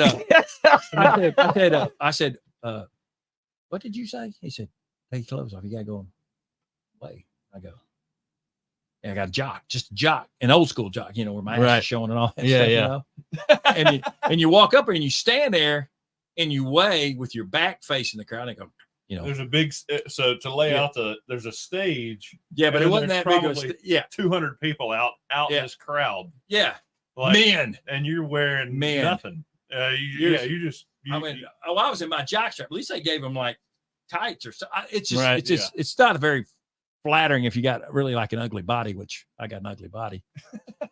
Sorry, Paige. You had a hell of a stash back Yeah, then. I did. I had a You great know what? stash. Somebody in the comments messaged and talked about your stash. Yeah, the Fu Manchu, man. You were I a love- Fu Manchu guy? Yeah, Fu Manchu. Get yeah. out of here. man. Herbrowski, man, the pitcher for the Cardinals, man. I love that dude. And I always go, man, I want a Fu Manchu. And I got. I Fu know him. Manchu. Yeah, I love know that. I worked with a guy that had one, Terry Clark. Yeah. with the But I Cubs. loved it, man. I He's a mean, it pitching was- coach, but he but I had one loved, too. Like Conrad Fu Manchu, you Dober. gotta be a tough guy to wear. Yeah, you can't just roll with Well, a Fu and- Manchu and not bring some fucking Yeah. heat. That's right. And You gotta Conrad. have a few victories and a couple. Oh of yeah, walk-ons. yeah, right. Yeah, Yeah, right. Or Exactly. be funny as shit. I was both. I was the full package. Yeah.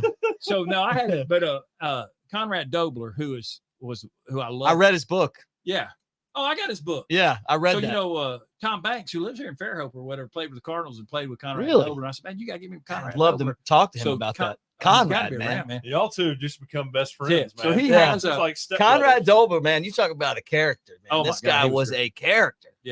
and so that was another reason was Conrad Dobler was my favorite football player, and I loved Ray Nitsky. That's why I wore number 66, but Conrad Dobler had 66. Yeah, too. yeah. Ray That's why I Nitsky, wore man. 66. And you know what's amazing is like all these players that play at Alabama are like 60, like some numbers are like special numbers, like 14, 12, you know, it's like 66 is like a nothing number. Like I'm like literally the only guy I think that's ever got a postseason award that wore number 66. It's unbelievable. It's all to myself. So like, nice. you know, they do list of like the greatest numbers at Alabama. Yeah. They get 6. I'm by default, I'm it. I mean, Nobody wants that. it's like That's a good number, though. oh, it's a great. What are you talking about? It's a great number. Great It's a number. number. I'm with you. But I mean, you know, at Alabama, like 54 used to be like the big, you know, Yeah, because right. we used to have Leroy, all the right? Americans in the weight room, you know, and it's like 54. Yeah, right. Everybody was 54. That used to, because, you know, Leroy Jordan. Yeah, because Leroy, yeah. Yeah, but I mean, 54. Dubose was 54. I mean, it was, and he was a heck of a player. I don't know about his coach, but he was a heck of a player, and a heck of a coach, defensive line coach. But so those numbers, like 12, you know, at Alabama, you know, that's a special number, right? Yeah. And to see a defensive guy wearing 12, it just still bothers me. Does it? It is a weird number to wear on defense. It's a weird number. So we got one right now. Guy at Alabama's number 12 on defense. I'm like, that's so weird seeing that guy on defense. Yeah. It's just like, it doesn't make sense to me. And you know what'll happen when you do that? When you got double numbers, you may have it on a punt return and you may get a penalty.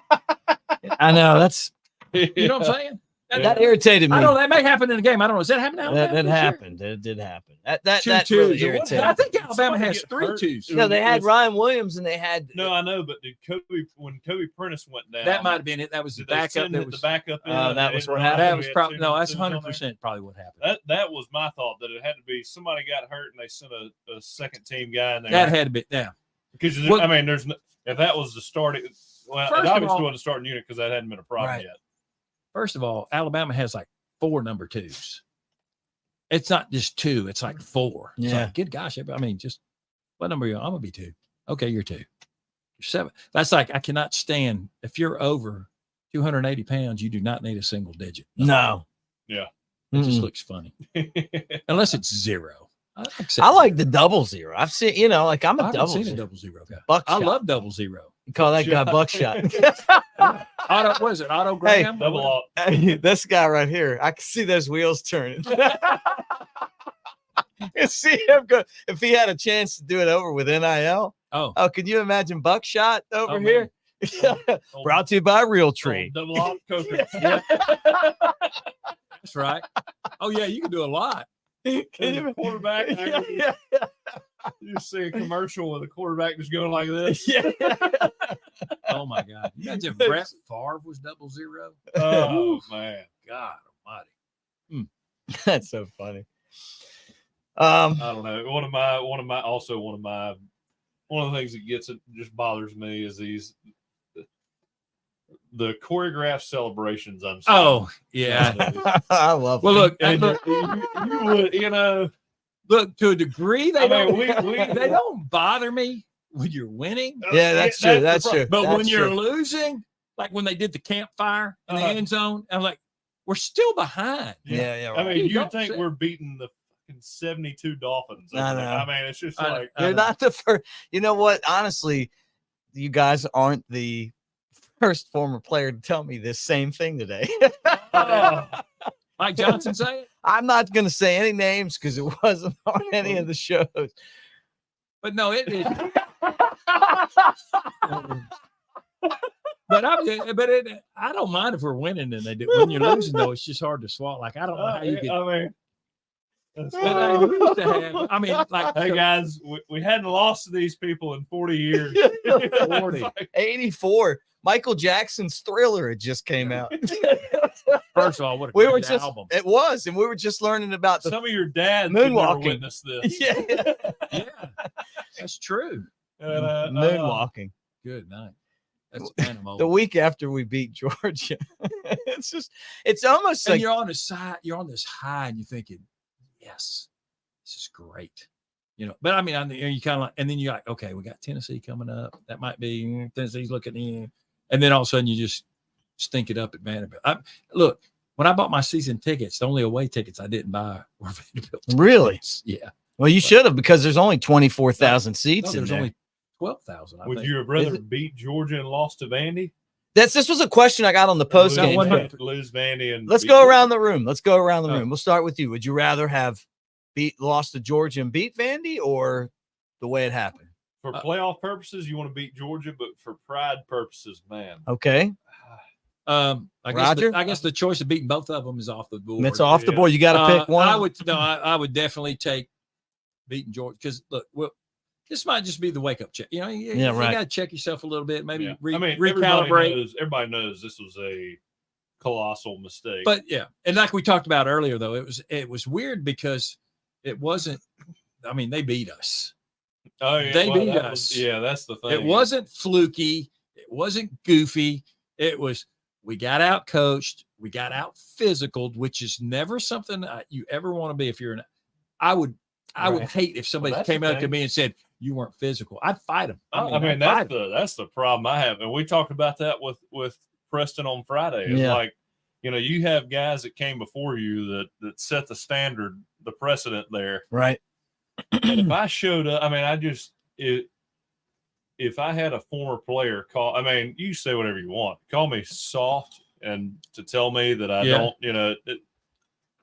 that I'm not, my effort's not there. That's a shot at the character. That's a true problem. And I'd take offense to that. And you watch that game and it's like, I don't know if we're bought in, and that's the only reason why I sit here and I say, like, for Malachi Moore to lose his shit like that, to be a part of those Coach Saban teams, and then you're losing to Vanderbilt and you're watching this happen, and you feel like, you put all this time and effort into it, this dedication, and you're there to help support this program, and you're losing to Vandy. Yeah, could have been. Look, I would be losing my shit. I can't imagine that feeling going from. And I'm trying to think if I played where there was like this, we got this big win, and I don't even know if that's true. We played Penn State on CBS after Penn State won the national championship in '86 and '87 on national TV. Bobby Humphreys runs all over. Great game. And we come back and we lose to Florida that next Saturday. But of course it was, Florida wasn't what Florida. They're like Florida they are now. Wasn't what Florida. They're like what they are now. A little bit better. They were on their way. Saban, Spurrier wasn't the coach then, but it was the premier of Emmitt Smith. It was his first game. Oh man, he's my guy in the NFL. But I'm trying to think when you had that big high, because I know that Penn State. I can't. But they weren't Vanderbilt. Yeah. It's hard. Hey, look, maybe Vanderbilt goes on and wins the SEC. I don't know, but if it does, it makes this loss a whole lot easier. I think. What if we play them in the SEC championship? Well, what I'm saying is we don't know right now. We don't know what this loss is, because because I said it on Friday, and none of this. This matters until week 9, right? 10. But what I said Friday was, as long as you stay with one loss. And Mike and I talked about on Thursday on here. This is a good Vanderbilt team. They're not great, but they're good. They're well coached. I didn't think they were going to beat us, but I'm telling you, I wasn't laughing about them on stage. When we did the show, I kind of had this feeling that that's why, I saw them play and I knew they were. Never thought they were going to beat us. Better, but I thought I said they're going to win some games in the SEC. That's I just didn't think it was going to be us. I showed, total disrespect to Vandy until I watched that Vandy Missouri game. I saw the highlights. Right. Then I went and watched the game. I was like, man, this quarterback is dangerous. Just because he throws it from all different angles, he gets the ball out quick. He reminded me of like moves Baker the chains Mayfield with his scrappiness. Do you remember when Clint said he reminded him of Steven Garcia on the show? And we were like, don't say that. Yeah, you jinxed us. Yeah. Clint, you're never coming back. He had a Steven Garcia game. Yeah, he did.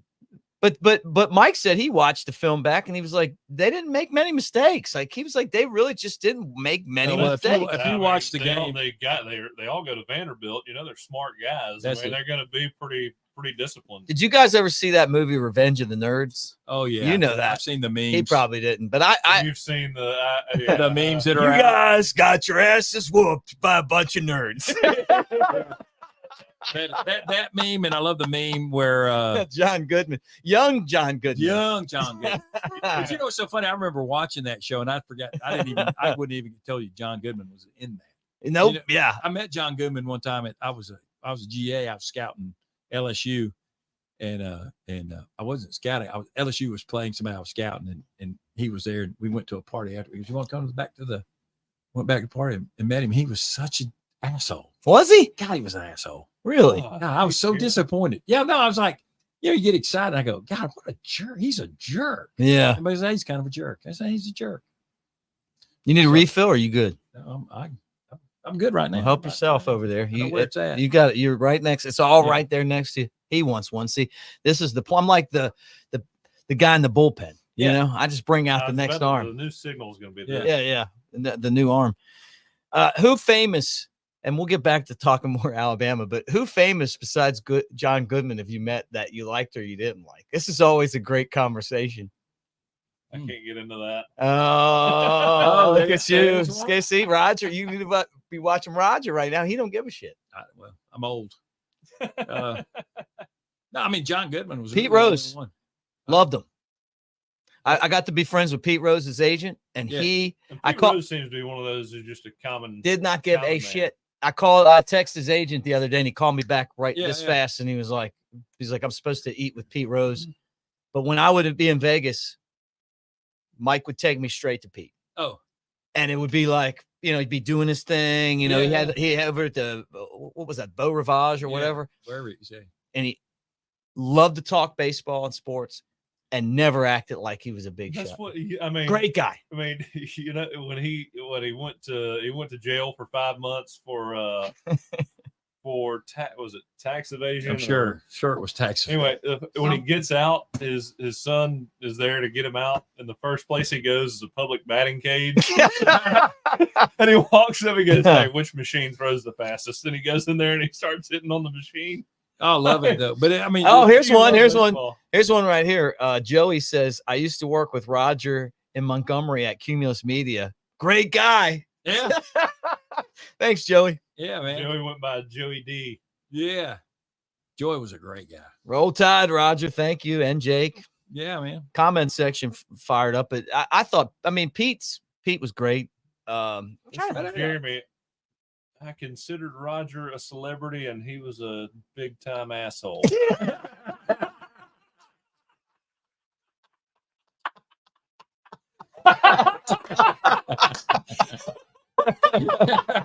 What?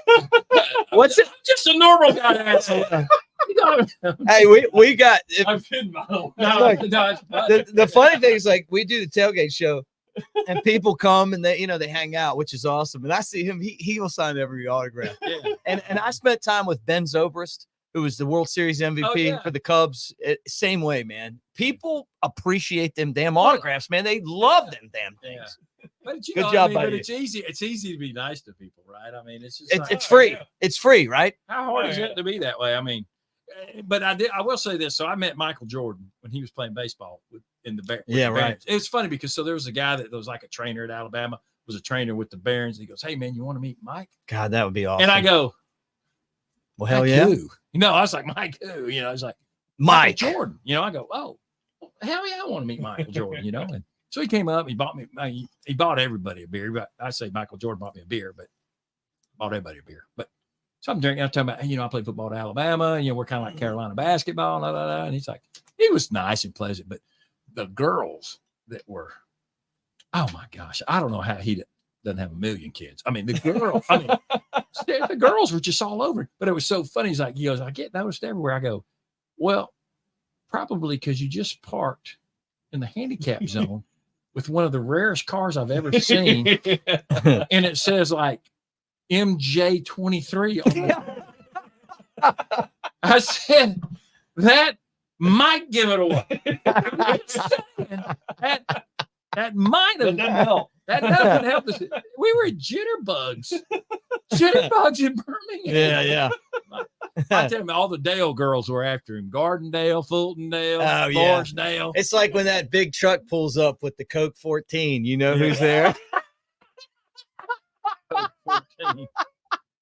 But everybody's excited for different reasons when they see that. Yeah, If right. he's in Miami, it's a whole nother Coke 14 means something completely Yeah, different. right. The mayor of Mobile shows Oh, up. That's when you know when it's Well, when nothing tops old Mickey G over here. That's right. Is that what your tag said? Nah. Mickey G. Mickey I'm G. just And trying then to the keep- rim of the tag says Baltimore's finest. Yeah, it was. It It's was upside down. yeah, stolen. I got to bring him back down with his mug My shot God. here and there. You know? Yeah, that's the way we are. Baltimore Hey. guys. Oh, I know. Like, I've been here longer than I was ever in Baltimore, though. By the way, I guess that. that bullpen call just never went through, huh? No, oh, man. He relieved himself. Yeah, he did. Yeah, he did. He's a real team player. fellas. He's a little real selfish. team player. I did. You did. I saw it. Well, that's what I thought. Don't I thought distract me with laughter. I said, Jake is changing drinks. Oh. He said, "Give me one of those gold tops." That's what- He did say that. They I thought did. that's what that was. well, I know. I just got it for myself. Yeah. Nothing wrong being selfish. It's your place. What do you think, man? Like, Oh, I love it. hanging I out. love it. Yeah, I love this place, man. It's interesting because when I drove out here, I was like, well, it's in the back. Man. That's what I always when I tell people, where it is. I'm like, look, it's a cool spot in the back. Well, I knocked on the front door. When you drive in and you're like, oh, there's a bunch of $1 million houses, and then you're like, oh, this is the shack over here. Yeah. No, Well, I wasn't- no, when you pull back here, you're like, well, I was am I going in to. the right place? I was Like, I was it's gonna like you text- just don't know. I was gonna Or- text is you there and go, a studio Am I around about to here? be murdered? What's going on? Did you set me up? Yeah, this is that comment 10 years ago on WNSP. Yeah. I was telling Roger, I remember when he was on the radio a lot. I listened to some of his stuff, and you're great host and Yeah. everything, I enjoyed it. I've done it a long time. I had a syndicated show from 1993 until 2016. Wow. Part of it was we did a show called Two Team Teaser. I did it with a guy named Terry Henley, who was from Auburn, and he's a great guy. He's really good to me. And Matt Coulter, we did it for Matt. Yeah, I know Matt. Yeah, so we did this 2-team teaser, and it was like a prognostication show. We tape it on Thursday, and we distribute it out. And then I ended up doing, In the Trenches with Stan White. So we always did it on Sunday afternoons, because after the game. Yeah, right. It was like we built it as like, after you, read the Sunday, after you sobered up, read the Sunday paper, and paid your man, it was time to get into the trenches. So nobody reads the paper anymore. But I'll tell you what, man, I miss getting a Sunday paper. I was about to say the And same thing. reading When I the was in high Sunday school, paper, I used God, to I love loved it. the paper. Yeah. I used to read about Alabama, Yeah. Auburn, I high used to school read games on Saturday yes, morning. everything. I loved it, man. I used to love reading the paper on Sunday, because you get all the stuff and they get, I don't know. It's hard to read it on your phone. You try, but it's When I was in miss high that. school, man, the sports section, Yeah. and I always used to love going through Yeah, that. I loved it. It's funny too. So I have my scrapbook. I have all these paper, from when I played out. I'm eventually going to make a scrapbook. I'm literally 50, going to be 57, and I haven't even cut one thing out. But what happens is I get to doing it and I read stuff, and then you see an article of like a young baseball pitcher, hey, a rookie, Nolan Ryan, or whatever, like rookie Nolan Ryan. Oh my, it's just like, Yeah, right. So you get to read Okay. in the newspaper, and you're like, well, I don't want to cut this and throw this away. I Yeah, wanna right. Keep it. I hate these people can't read the paper. Oh, Th- no, this is- it's and- sad. And the thing is, like, this kind of stuff now is like the kind of the newspaper now. Yeah, You know what I mean? Like basically. the Cover Crimson channel, where we just talk Alabama football. That's where you go to find out. Like, and I want to thank you guys for in the comments section. RTR Mimi says, you guys can't imagine how much I needed this laughter today. Roll Tide. Look, Yeah, we all. The bottom line is this: is that guys, the season's not over. It's one loss. You can't. You got to forget that it's Vandy. Well, This isn't a 50-point spread. This was a Vandy team that we didn't take seriously, and I really felt like it was a hangover. I've had a few of those, Roger. Yeah. Probably gonna have one tomorrow. Well, on my way there, but no. But here's the thing that bothered me is I always thought we could kind of come back, and I think the guys felt like I think they felt like we'll be okay. But what happens when that 4th and 1 they hit the bottom? Yeah. When it got within 2 points, and then we could never just get over the hump with it. Because I think if Alabama if they could have gotten ahead in that game, I don't know how Vandy would have reacted, but in the past, Vandy would have just retreated in the bushes. If Pritchett blocks the guy and just gives doesn't let Milroe get blindsided, we're gonna win the game. The strip sack cost the game to me, and I thought that the guy running right by him. But to me, you can't put that on the. There's a lot of things when you're consistently losing that much on defense. You can't be out there for 42 minutes. Yeah, let me tell you, you're going to get tired. Yeah, the easiest. When you're running the ball consistently, you got the momentum. Yeah, when you can control the line of scrimmage, that is either you're able to run the ball consistently or you're stopping the run. That controls the game. And as much as everybody wants to, all these passing teams still want to be able to establish. Like Heupel says it. He goes, "Man, I want to establish the run really." Oh yeah, and they run the ball just as well as they throw it, but you got to be able to step when that run's not working, the pass doesn't work. You got to be able to stop the run. You got to be able to get off the field on 3rd down. And Alabama didn't do that. And this is a wake up call for them, right? Because at the end of the day, Heather Dennis we just watched it, right? And she's like, "Look, Alabama beating Georgia is still a big deal." Yeah, right. Like, hey, they lost. If Vanderbilt suddenly just wins out and they're at the end, that might be a good thing for them. But I don't think Vanderbilt's probably going to win out. But it's still Alabama's win against Georgia is a huge win. Now, Georgia moving forward, they have to take care of business. They got Texas. Texas hasn't been challenged. It's just like Ole Miss and Tennessee, right? Who is Texas? I don't even know who Texas has played. They got Oklahoma. They played at Michigan. They beat Michigan, but Michigan's got beat again too. They're not. Look, Michigan's not. They're gonna get their ass kicked by Ohio State. This isn't. Yeah. I'm not ready to I see there's a lot of panic. I'm not that worried about it, man. This reminds me of. Again. I told you it was a trap game all week. Everybody. We both were saying but I'm just saying, this isn't like Vandy from 3 years ago. But nobody really knew Vandy's quarterback could control the game the way he controlled it. I didn't either. I'm not a soothsayer here. Well, you knew it was a tough game. You didn't think you could. I knew it could be a tough game. But you watch Malachi Moore, you see all that. Hopefully that energy is directed in the right place. I know when after that loss to Ole Miss in 2015, and there were some bad interactions after that, prior to that game and before that game. Malachi Moore type stuff. Really? But just not out on the field.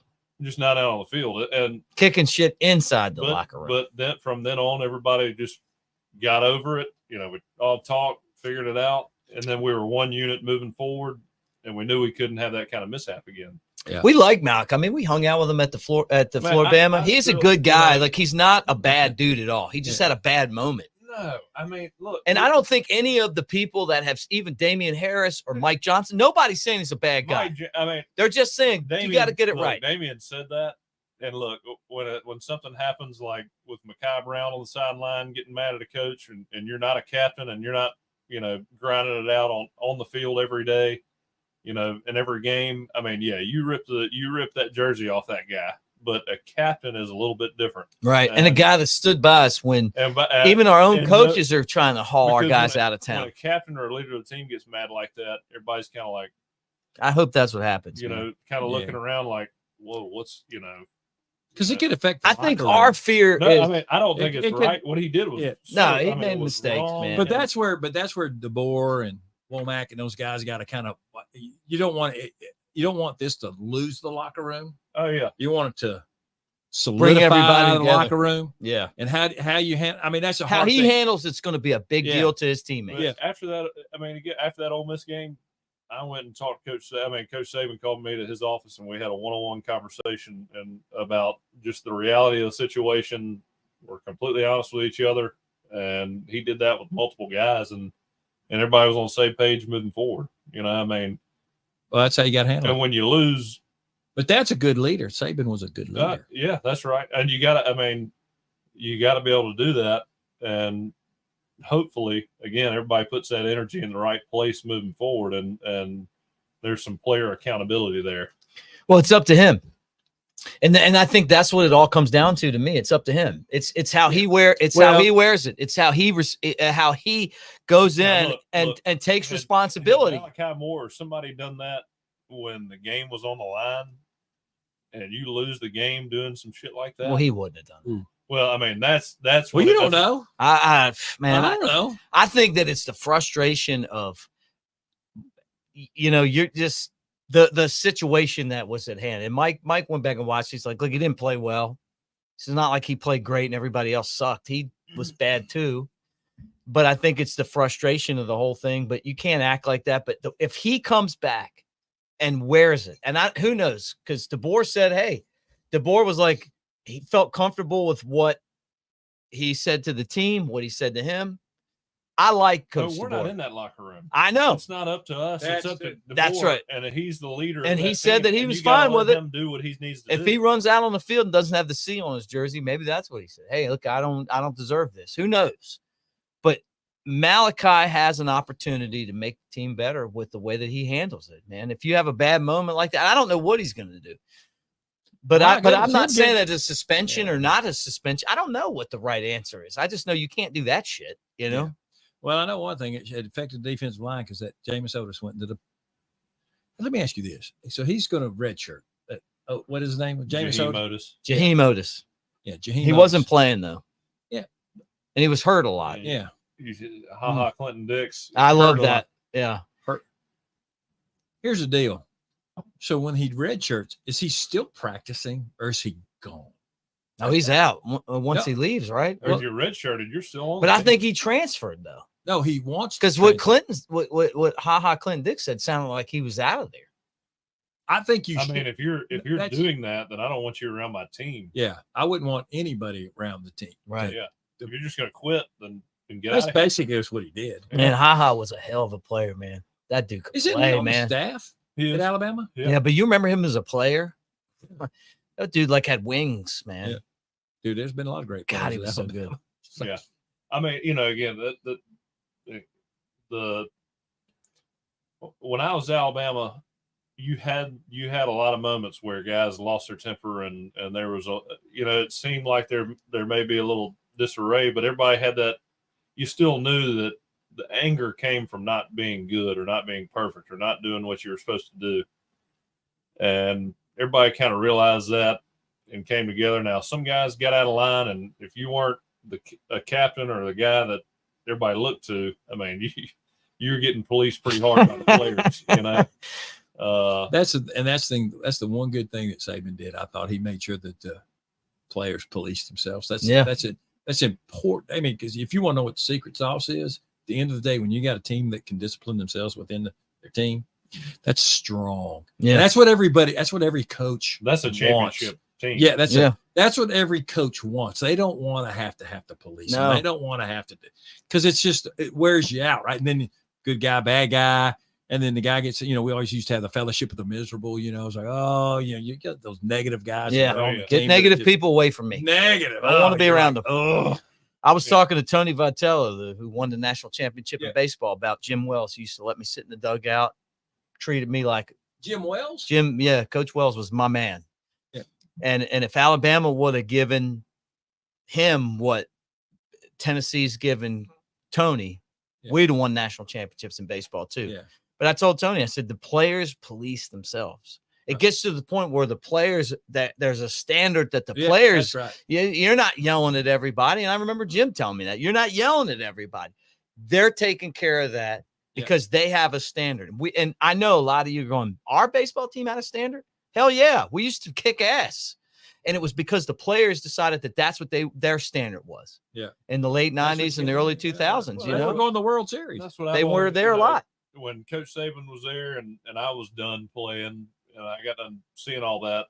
People asked me, "What do you think of the team this year?" I was like, "Well, be in the playoff, and if we win, it's because we got good leadership, and if we don't, it's because we don't have good leadership." I mean, that probably bears out. Yeah, Think about it. I mean, when you think about the teams that won, it's usually, at the end of the year, everybody was still focused on the goal. You weren't out during the bowl games doing Well, that's what Jay said about 92. He said we saw all the Miami people out in New Orleans, and they were going back to work, going to bed early. They decided they wanted to win. I was a GA. I was a GA on that too. Yeah. Do you remember this then, right? We didn't back down. I can tell you that. I thought you were going to say, "Yeah, we still were having fun." No, we didn't back down. No, I can remember. So we played them in 90, and I can remember Coach Curry's like, "Hey, we didn't really, if you saw Miami, like you just, if they were in a bar, you went to another bar. You didn't really confront them." Yeah. Well, in 92, it was a different thing. And man, I remember we tell them we were in the bar and we're doing I was like, they said you were doing the tomahawk chop. I said, no, I was asking more beer, more beer, more beer. That's what I was asking. I was doing tomahawk chop. I want more. But the guys didn't back down. We almost got in a fight in the street. And I was GA because I feel like I've heard the story. Yeah, they almost got in a fight in the street, man. Because they had a guy named Marley, who was Bob Marley's son, was on the team. I do remember this. Yeah. Loud mouth, great player, undersized, really a good player. And but it was just different. Like when we played that night, we had to walk away, like, hey, okay, we can't cause any trouble because Curry will send us back home. Yeah. Stallings, Stallings was basically the difference between Curry and Stallings. And I tell everybody this. It's like basically if you got in a fight, as long as it wasn't with a teammate, Curry would go, "That's terrible. How could you get in a fight? You're 21 with testosterone going through your blood. How did you get in a fight?" And basically he'd punish you, treat you, send you home or whatever. And then Stallings was like, "Hey man, did you win?" And you're like, "Yeah, coach. I mean, I beat the hell out of the guy." He goes, "Okay, you're good." Now, if you lost, he kick you out too. You can't win a street fight. You can't win on the football field. That's funny. So, it's great. Yeah. So Stallings is always, "You win, man." "Yes, sir, I won. I beat the hell out of him, coach. I knocked him unconscious. I saw William Barger punch a guy and knock him right underneath a car. Good God. Damn, Barger." So did you you went from playing to GA? Yes. And then you got into high school? Did you decide that you didn't want to do the college stuff? Or you know what? I was it's so funny because all the coaches go, don't get into coaching. Because at the time they're making $60,000 having to recruit. It's not like it is now. Dude, they had to have a job on the side. I mean, Mal Moore used to sell like Metaluca and stuff. I mean, he was doing Metaluca. Mal was a great guy. Yeah. But great person. But they were always like, "Man, with your personality and all that, you need to get in like, pharmaceutical sales." Because Condon was a guy that had gotten out and got into medical sales. And man, he was making 120. Yeah. Shoot, offensive line coach is still making $55,000 a year. And so I was just like, well, I want to raise my family. I kind of, I wasn't dating a girl. I wasn't mad, nothing, but I was like, hey, I want to have so I just got out of it, when did coaches start really making money? I don't know, but 2000s. Yeah. I mean, Dubos only made like $300,000 a year. No, really? Yeah. Golly, man. Which that's still a lot of back money. Then was probably, that's probably, but now these offensive line, some of these coaches just make outrageous amounts of money. And they're still just coaches. Like I'm still friends with some of them. I'll going to a place and I'm like, this guy makes, and he's a dumbass. God almighty, I can't believe I'm talking. This guy's an idiot, Just scratching balls, telling dirty jokes and all this. I go, he makes $1 million. Jesus. Because I played with Dabo, but I'm not talking about that, but Dabo's he's a class act, man. I like Dabo. I was one of the guy. few that was when this job opened that was hoping we get Dabo, but everybody was against me, Roger. Well, it would have been everybody was against me. Whoa. Well, look, I'm not pointing any fingers. I'm not sure that Hey, he's not pointing any. He's pointing all of them. You know what? I met Dabo Hey. in Tank's office in the football facility. He was doing real estate, man. It was the nicest guy ever. Hey, I love Dabo. I'm just messing with you, man. At his point in his career, I'm not sure that Alabama's the best spot. Well, think about this though. Like he grew up an Alabama fan, right? Well, his kids all grew up in Clemson. Clemson through and through. Right. I mean, he's Clemson's wing. He's a legend in Clemson. I mean, that's his place. Would you leave? I mean, it's his. Yeah. Oh yeah. He's the Bear Bryant. Clemson's a great town. Yeah, well, it's a great town, great school. Jake played him. Oh yeah, I guess you were. I watched us win.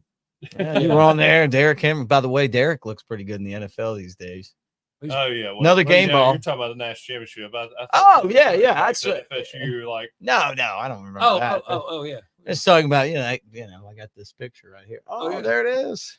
I thought you were referring back to like when I said Clemson's a great town. I thought you were. No, I was there and played them. I was like, look, I might throw a little, little shade your way, but that was still the best game I ever went to. Yeah, I appreciate that. Sitting with, you throw me under the no, man. Like I got killed. I sat next to Baron Huber. With a compliment. Yeah, I got to even it out.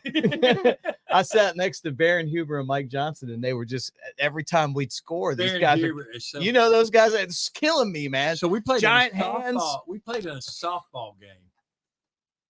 It was with the. I don't know. It was a softball game in Tuscaloosa. As part of the. We played the military. The Wounded Warriors. I saw this home run after home run after home run. I was pitching. Baron Huber was playing third base. He threw a ball so hard, first baseman missed it. It flew over, and the Alabama softball team was getting ready to play the Auburn softball, and the ball hit one of the Auburn players right in the face. No way! It was like he threw the ball so hard. I was like, "Good God!" It hit the Auburn girl right in the face. I'm going to ask him about this. Yeah, he called me yesterday. I talked to him for an hour. So, dude, he had a cannon, man.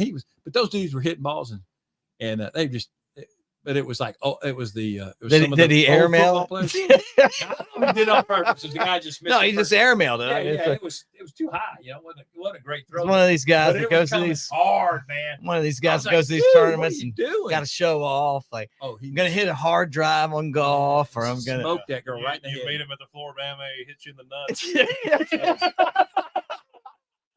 As long as he doesn't look. He's coming.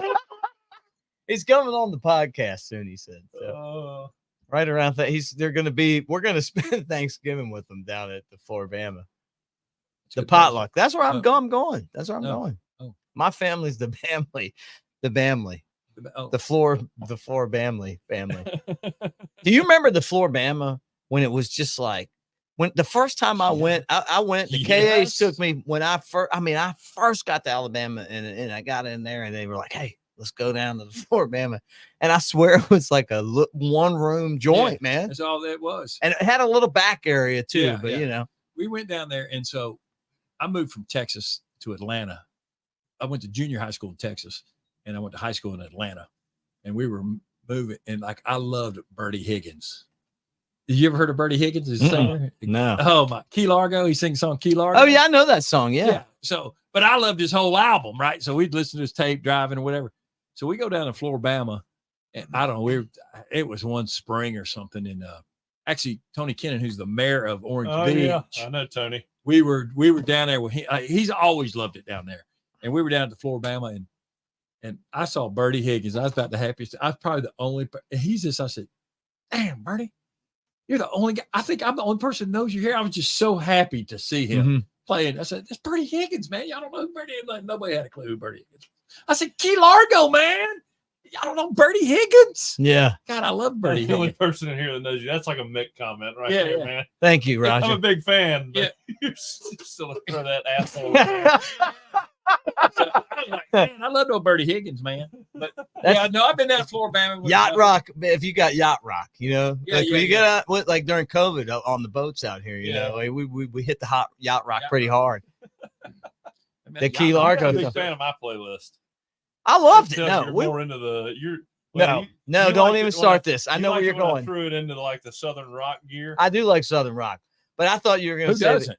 Well, there was another guy that had like the 90s rock, rap stuff, which was okay, but you're that's a That's a different gear on the golf course. yeah. It's a different look. Yeah, Greta Van Fleet is great on the golf course. I do like that. Like I'm a Zeppelin guy, so Great. I mean, I love them. Like so, my roommate Zuga, God rest his soul, has passed away. But he was my roommate and all that. We were both centers and stuff like that. And Did you know Bill Searcy?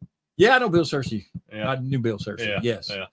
I think his wife and kid live down here now. Yeah. His son's doing really well. Yeah. I think he's at United Rentals. He's That's really what. Yeah. He's Bill's a great guy. Yeah, man. He was I got him I helped him audition for The Biggest Loser, but then he ended up getting cast for another reality show that was like a kind of a weight loss show. Yeah. So yeah, but Bill he was a tough dude. He was like Condon. That's what I heard. Dude, I heard he was an animal. He lived a life, man. He was something else. But I forgot where I was going with that. But I was talking about Bertie Higgins. Oh, so what do you guys think about where Alabama is going into this game on Saturday? I might be totally all over the place, but I feel like this team's going to be very focused and they're going to take care of business against South Carolina. I'm not that worried about it. If this game's a struggle game, then I guess I'm going to change my opinion. This is kind of that point where if we're not playing with our hair on fire and we're in the right spots, we better. Yeah. Oh, we got Tennessee coming up. You learn a lot about this right here. I mean, we talked about it last week. You know, I mean, you learn a lot about teams when they play opponents that aren't as good as them, and you learn a lot Saturday. I mean, the guy. Here's the thing about us. Now we know where our ceiling is, and we know where our floor is. That's right. And our floor is pretty bad, and our ceiling is pretty damn good. You know. Yeah, but I would be interested. They got to come out. I mean, and just. It's how they respond, right? I mean, I expect them to go out and beat South Carolina, but look, man, South Carolina sees blood in the water too now. Yeah. Right. Oh, yeah. There's a plan out there if you can execute. Now, I don't know how easy it's going to be to execute. I know that the quarterback that South Carolina has pretty athletic, kind of he's a dual threat guy. What I want to see is just all out aggression on defense. Yeah. I mean, I don't care if we play cover 0 the whole time. Yeah. I mean, you just pressure them. Doesn't matter what you do. Just live like this is your last day. I feel like this Vanderbilt game was a lack of focus, a lack of intensity. Well, I feel like it's a hangover. It'd be like if I drank that whole bottle of Blanton's and then tried to go out. We're going to be focused, man. We're going to be sober. We're going to be focused. I just can't imagine us going out there and looking like shit again. I just can't see it. I don't know. Well, it's interesting because we knew how, like, in Saban we trust, right? You kind of know how they're going to respond or how they were act. I mean, but Saban didn't lose games like that. I mean, Saban did not lose because he knew that. He figured out the formula for it. Saban didn't lose games like that. I mean, if we lost a game, we didn't lose like this, but it's how they respond. How does Kalen DeBoer get his team to respond to the adversity and the discipline and all this stuff, right? How are you going to respond? And it's going to be important because they got to get it right before they get into Tennessee, because at the end of the day, man, that game's going to be, I mean, I think we'll beat South Carolina game for the rest of the year. No, that's it. No, 100%. I mean, all of for them both now, of them. But that's a definite for Alabama and Tennessee. Prior to this game, you could probably lose that Tennessee game and still make playoffs. Yes. You lose Tennessee now, and you're. There's been a lot of criticism on the social media and stuff about Kalen DeBoer not wearing a polo, not looking like like Gene Stallings. I'm going to tell you guys this. First off, I'm in the Kalen DeBoer camp. I like him. I like his personality. He's a winner. I think he's going to get shit right. I think that this will be something that he'll figure out. He's really smart. He's had one setback. He's done really well. But I would appreciate it if he looked a little bit more like a head coach. Now, that's just me. But look at me. I'm wearing a T-shirt on this show right now. So I mean, no pants on it. So and I don't even right. I'm in here without pants on, Roger. So what am I to say? I mean, I got to stare. I don't want to intimidate you guys. But anyway, Roger, I have to put my glasses on. I was about to say. I mean, and where's the confidence? Yeah. Hey, did you watch the Manning cast last night? The Eli and Archie. That was great. So they go like, I guess Peyton said, "Hey, Dad, what happened to Eli? I weighed 12 pounds and 5 ounces, and Cooper weighed 12 pounds and 6 ounces." And Eli came out 10 pounds. He goes, well, they weighed him after he got circumcised. That was so funny. My wife just. I miss old school humor like that. My wife just thought that was the funniest thing. They're funny, dude. Oh my, Those they are Mannings so good. are great. Oh, yeah. What's so Oh, yeah. good? He loves Manning. I love Manning. I love them, man. No, Both of them. Oh, I watched that because Fantastic. They absolutely. It's not. They're 100% authentic and like if they're mad at a play or something. I just love how they do the game, and then they get the guest on. I've got a Belichick. story. Yeah, I love it. And so Randy Sanders was my quarterbacks coach at Florida State, and he coached Peyton at Tennessee. Yeah, he played at Tennessee. Yeah, I know Randy. You know, and Randy is probably. He's got a. I mean, I love him to death. Yeah, he just finished coaching at East Tennessee. Yeah, he retired. Yeah. Last year, yeah, 2 years ago, but he's. I mean, you can't find a better college football coach than Randy Sanders. Yeah. And I don't want to. I can't really tell the story on here, but he told me a story. I'll tell you after we get off the show. But he told me a story about recruiting Peyton Manning. Yeah. And Cooper Manning, you know, the oldest brother, he had an ornament on the tree just so that when he walked in, he'd see it. Yeah. I mean, you'll love it just because it's just like an all-American type family, funny, just boys growing up doing dumb shit. Yeah. It's unbelievable, man. But you can just tell they just grew up in a great home, loving parents. They make jokes like that and rib on each other. And I love the Manning cast, man. See, like somebody's like, hey, I can't stand Peyton. I was in college at Alabama when Peyton was there. I was there for the losses, and I didn't like him for a long time. But then he gets to the NFL, and you can't not like the guy, man. I mean, the guy's unbelievable. I watched a roast where they were calling him somebody with Down syndrome and laughed about my lifetime. But I give it over Tom Brady, honestly. If he had the Tom Brady system, if he was there with the Patriots, he at least wins that many Super Bowls. I was at the game when we kicked the shit out of Ole Miss, and Eli came off the bench and played his first game. And I was at that game. You too, and he was throwing them damn bombs, and I was like, this guy is going to be dangerous. I tell you who I met. I think I saw Preston Dial that night. Did you? He was in high school. He was getting recruited or whatever. I think I was at that game. That was that game. Preston, I like old Preston, man. I see his dad at the grogrocery store. Yeah, and his parents are great people too. Yeah. Great people. I see his dad. We had a great time with him Friday, man. He's one of those guys. Just, I mean, if down to earth, Preston, man. There's something wrong with him. Yeah. You know, his dad's great. Yep. So shout out to the Dials, man. Down LA Dials. That's another great family. We've known that. My family's known them forever. That's a great family. Yeah, I guess When they call you Jacob, I know that goes way back. You didn't start off he just went to the wrong high school. Yeah, I'm about to say, you didn't start off at UMass. His dad doesn't make the best decisions. He should. Yeah. By the way, my son played at St. Paul's. Oh, did he? Yeah. Okay. So we had to give Brandon Dean a shout out on the show the other day. Oh, you know the Deanster? No, I don't know. He coaches at UMass. He played at Bama. Yeah. Great guy. Yeah. No, I know it. Yes. We need to get Dean in here. We should talk about his time in Alabama. He might get fired from UMass after he comes. Yeah, that's right. Maybe wait until he retires. Yeah. Apparently he's over in this neck of the woods. So what are the things that you guys are looking for in this South Carolina game? I don't even want to talk Tennessee because we're going to be ready for Tennessee. Right, but you can't look ahead. You can't look ahead. But and after last week, I think DeBoer, who's only lost literally a handful of games in his whole career. Let's address the T-shirt. Oh, yeah. Go with the T-shirt first. What do you think? Doesn't bother me. Doesn't bother you. Okay. I will say this. I do like the long T-shirt with the hoodie. I got one of those in Flor-Bama. By the way, that's my new look. Yeah, so everywhere I go, I buy the long sleeve T-shirt with the hood. Oh, yeah. Love it. Love Doesn't that even look. look like Well, here's my thing on it. You hire a guy, you bring him in, you got to have trust in him. To me, it's like picking a quarterback as a head coach. Hey, that's your guy. You hired him. I don't have a problem with it either. I mean, Well, people let me get it out though. I mean, he's got to do.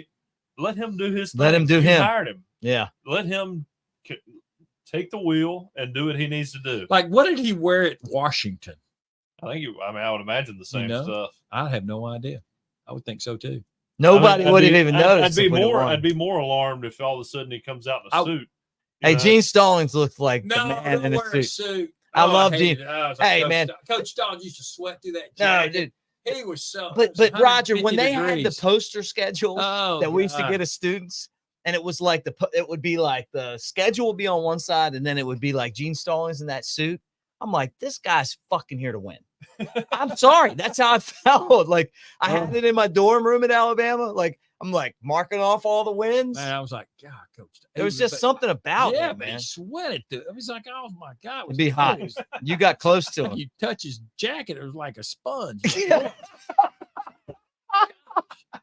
can't be comfortable. What about the guy behind you? It looks like he wore a suit too. That Bear Bryant guy. Did you meet the Bear? That was a different time. It wasn't hot back then. Everybody wore suits. Yeah. He wore shorts. He wore a dress shirt with short sleeves. I can't stand that. Yeah, it was cold in September back then. Climate change. It's all warm now. So much hotter now. Yeah. But I mean, like, what are we looking for in this game? You know, I mean, Alabama to come out, establish the run, the offensive line, the block. Look, I'm not too much worried about the offense. I'm more worried about. I would like to see Alabama run the ball more. I think they could have ran the ball a little bit more in the game. They didn't have many opportunities. I mean, but I think at the end of the day, man, we can't give up the edges on defense. I want to see something, hair on fire.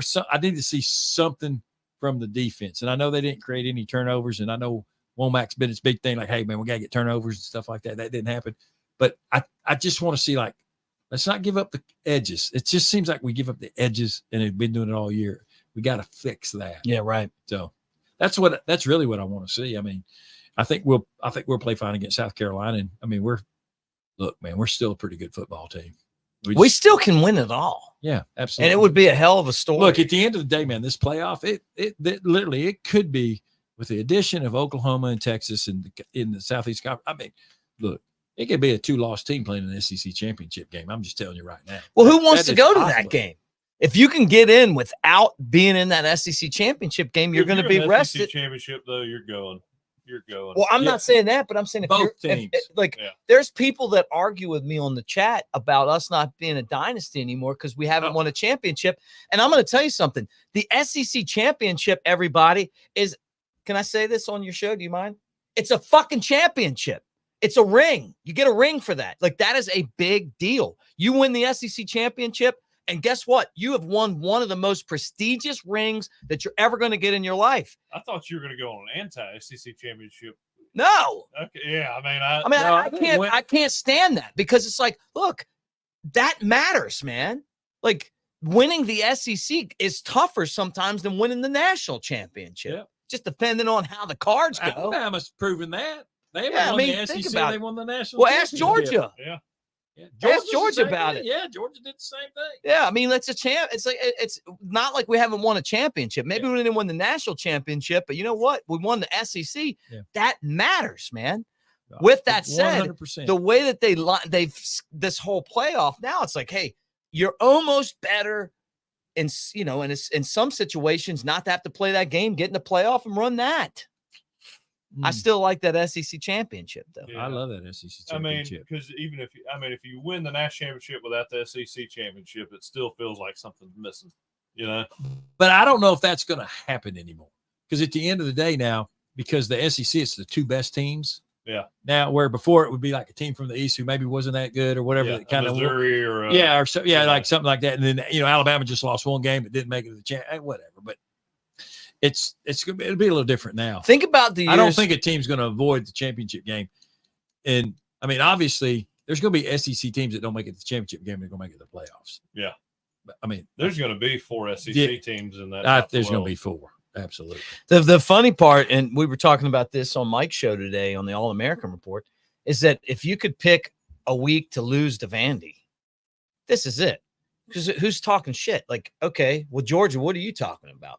I'm glad that y'all cheered at your game, but you beat Auburn. So Auburn, you're not saying anything. You just lost 3 or 4 3 straight years. Yeah, Tennessee, you guys lost. The only people who say things, Texas, they were off, and they're just like, well, we better shut up because we don't know what the hell's going on. They're kind of like nobody even really counts them. SEC yet. Yeah, right. Like it's like Ole Miss. I mean, yeah, they lost to Kentucky. Yeah, Good night. And they have, they haven't played anybody this year. No, they haven't played nobody. I respect the shit out of Kentucky because I know that they're a well-coached team, especially on They're defense. well coached. They're disciplined. They're going to play hard defense. Yes, but they don't have the players that'll miss. But that. you know And Mark. Well, you know Mark Stoops. Oh, I mean, yeah. he's where you I love Mark Stoops. That's his guy. Yeah. That's. I know they're going to be well coached on defense Yeah. because of him. Yeah, I know. Let's be honest. Vandy's about to get their ass kicked. Dude, how do they? That's going to happen. You know it's going to Their happen. year's made now, though. But I know. But Super Bowl. Kentucky's going to. They're not going to not know how to stop that triple option. Oh, yeah. It's going to be like an anaconda. They're going to probably score like 7 points, and everybody's going to be like, it's going to even feel worse. Oh, yeah. No, really, you would want. I mean, as an Alabama fan, you'd want Vanderbilt to beat I Kentucky. know. I would love Vandy to run the table. But it looks like it's going to be, Kentucky's going to shut them completely down, win the game. Whatever. We'll just move on. And keep going. So we go take care of South Carolina. You go into Tennessee. Guys, I don't feel like the season's over yet. I just feel like this is kind of just its own unique tale, which is what I like. I mean, who wanted to lose to Vandy? Nobody. But the thing about it is there's a lot of people that feel like that the season's over. And I just kind of feel like pride at all. You show up, right? Yes. Any pride at all, any care for Alabama, any care for your own personal respect, then you show up the rest of the season. It doesn't matter who it is. And hopefully this is a learning lesson. Of course, we got, 5 true freshmen playing key roles this year. That's true. Or at least 4. At least, but about there's a 5. lot of guys that are coming into this game too, like coming in and out. I mean, Hey, not just them. After the way some of these guys perform this past week, we might have more freshmen. Yeah. That's true. You never know. I mean, Ryan Williams, Red Morgan, Xavier Brown, Mbakwe. Mbakwe hadn't played much, though. I mean, he's not really. But he's in on key downs. And I think he could be special freshman. he could be special returner too. I need to have him return. Yeah. I mean, I feel like this is just kind of part of the tale. Huh? Impression You like that, huh? Mbakwe. A lot of practice. I love Mbakwe. He's one of my favorite Bama young players. I think he's going to be. He's just a hell of a football player. Yeah. I mean, forget about his position, but you lose a game like this. You think the players have sat around and heard about this. No, they can't wait to get back there. The fact that it's 11, I'm sure they haven't heard. Makes it. About they're happy about it. Like they want to get back out there. Yes.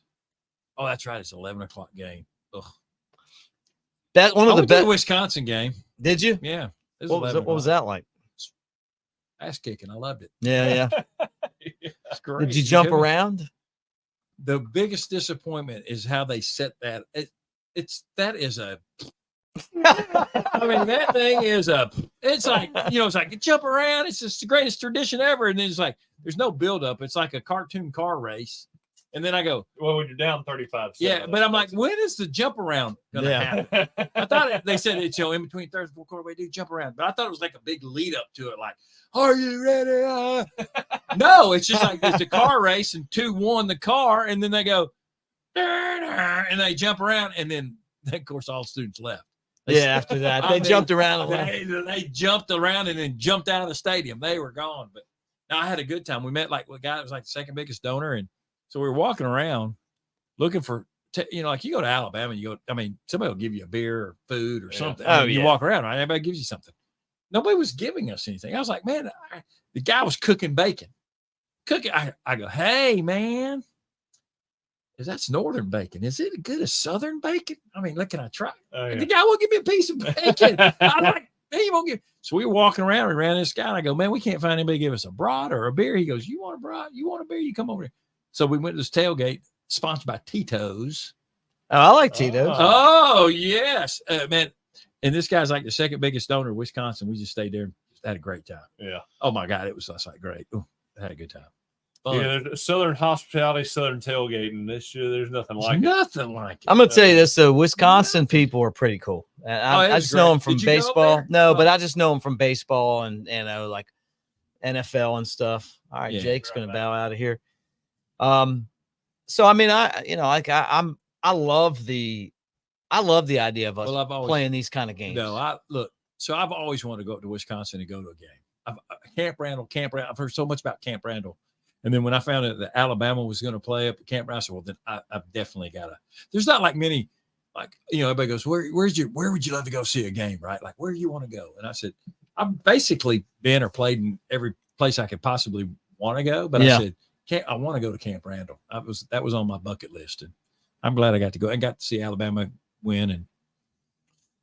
And then I got to go to the Georgia game. Yeah, the Georgia game was great. And everything was great. So you still go to, so you covered Alabama for a long time. That's how I know your name. And then I was on a show that you were hosting. So, I mean, I've been a fan for a long time. And I remember you on Biggest Loser. How much enjoyment do you still get out of just being a fan of Alabama? Oh, I love it. But it's funny, though, but I'm not affected by it. Win or loss either. I'm with you at this dude. point. I am not depressed. I'm not. Oh my God. Well, it's like I was probably when I first got. I'm a little depressed sometimes. Yeah, it just drives me crazy to watch. Well, look, a poorly played game. Well, and I hate when we lose game by fluky things. Yeah, but look, at the end of the day, we pretty much they control the line. I'm a big line scrimmage guy, obviously, because I play. Right. We got our ass kicked. I mean, yeah, right. Hey, you can't. I mean, they literally show a guard from Vanderbilt taking our guy, displacing him. And I mean, he's got textbook form on his blocking, and he is just. Right. I was like, dude, he is moving our guy like he's nothing. Yeah. What? And then the hole's like a mile wide. I was like, good God. I mean, I appreciate the effort. And then, what's interesting too about our offensive line, we kind of were in flux there. We're moving guys around, and we finally settled on the 5 guys, right? Yeah. But then sometimes some of them just, I don't know what happened. Pritchard, sometimes I don't know what happens to him. He just totally loses his mind, gets his weight forward, falls on his ass. And then, and then Roberts, the right guard, who has really been good. Sometimes he has lapses. Right, yeah. Right. The center is phenomenal. People. Brailsford. Oh, phenomenal. You're not the only one to say that. Unbelievable. Clint Lamb thinks he's the offensive MVP right now. Who does? Clint on our channel. Yeah. Oh my God. He goes back and breaks down every play and everything. Guy's unbelievable. I mean, watch him. You're going to watch a dude that can play. I'll tell you this right now, man. And I think Caden Proctor's really played well. Yeah. And it's helped having him back. And I think Booker's Booker. I mean, he does a good job. Sometimes he gets solid. Yeah, he's consistent. He does a good job. And Jaden Roberts has done a good job. He's just sometimes he kind of lapses, and then Pritchard lapses. But they are our best 5 guys, and they're definitely better. I mean, they talk about the Geno guy or whatever. He's earned the right to play. And all since that rotation has been in there, we played a lot. No, that's right. And that came to the Wisconsin game, right? That's when when everybody was back, because Caden Proctor came back, and that experiment of moving Booker to tackle was disastrous. Yeah, right. I mean, he wasn't any better than when you watch a game. Are you just locked into the line play pretty much? Pretty much. It's so fun. All my roommates in college, I like to sit in the end zone. I mean, you know what I'm saying? I like to.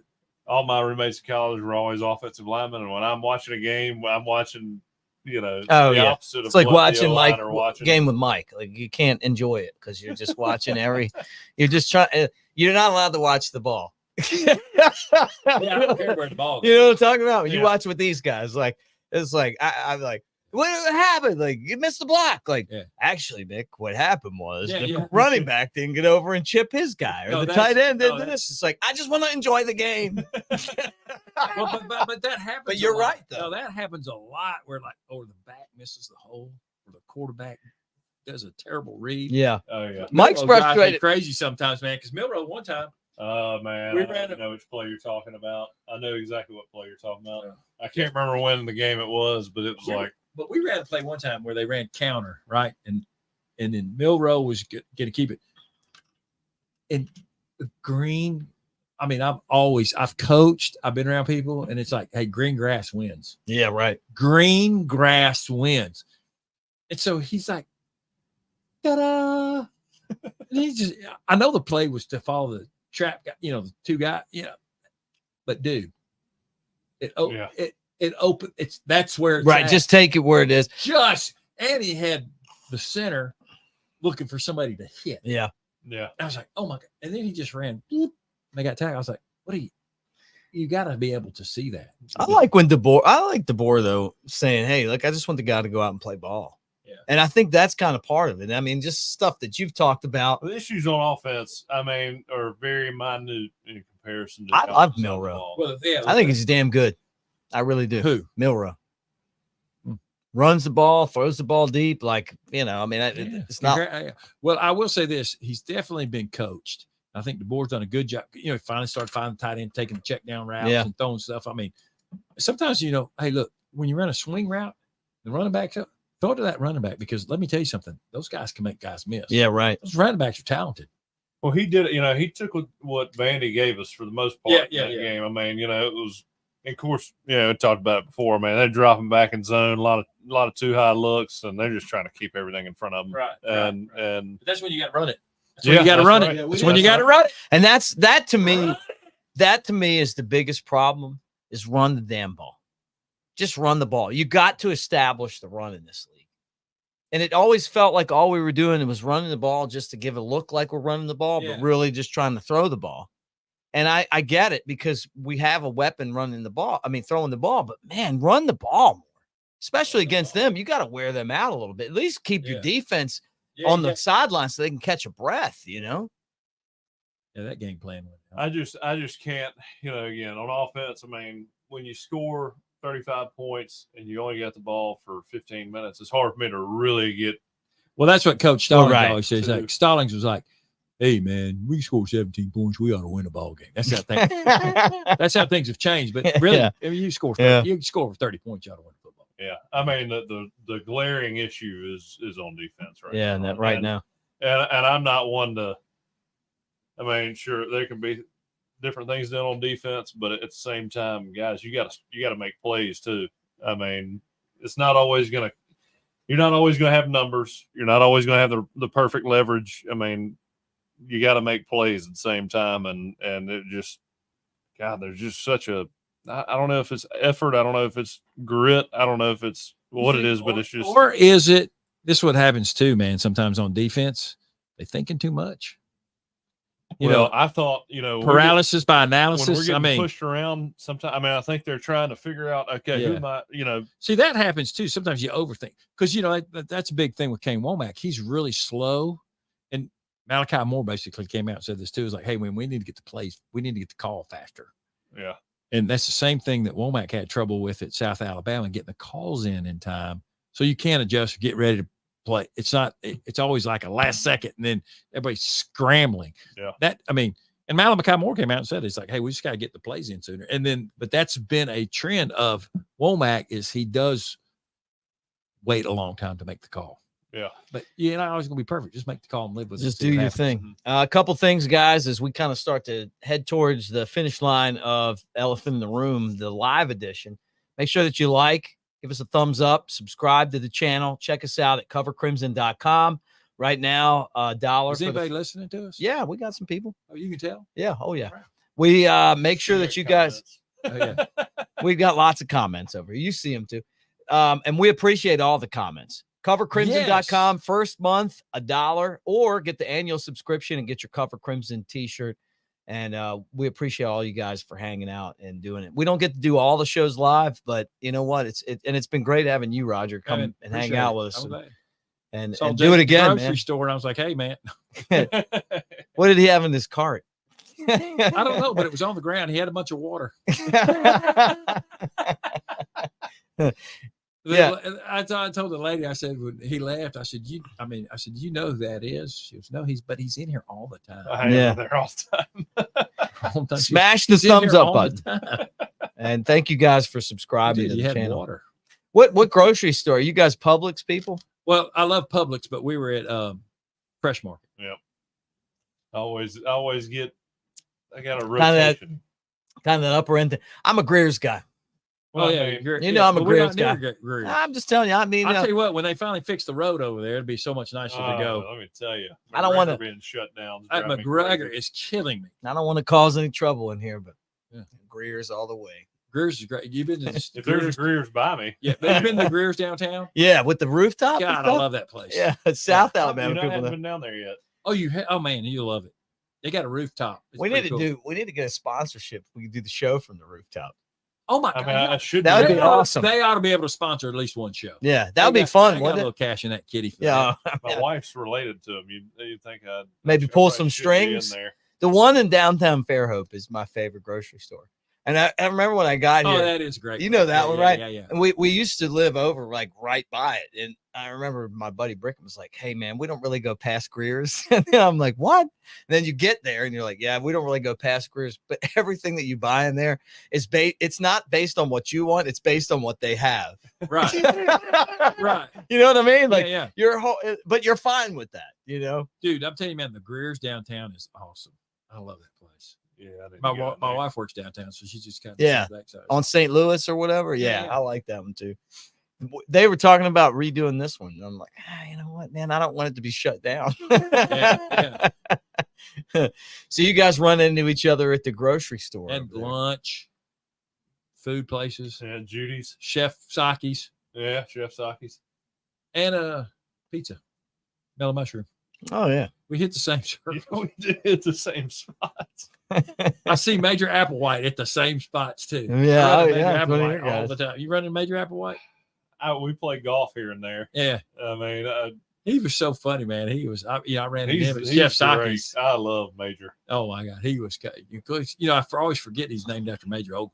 Yeah, I did. He was talking, yeah. I didn't know that. Hey, Yes. Oh, he's a big Alabama fan. I was bartending, or no, doorman at Boo Radley's, not the one here, the one in Tuscaloosa when they expanded. That was my college bartending job, but I was the doorman first. Boo Radley, right? Who? In the movie? Robert Duvall. Oh, did he? Robert Duvall was Boo Radley Really? in the Killer I love Robert Duvall. He's a great actor. So my roommate, Scott Tucker, who was from Washington, D.C. around. Yeah.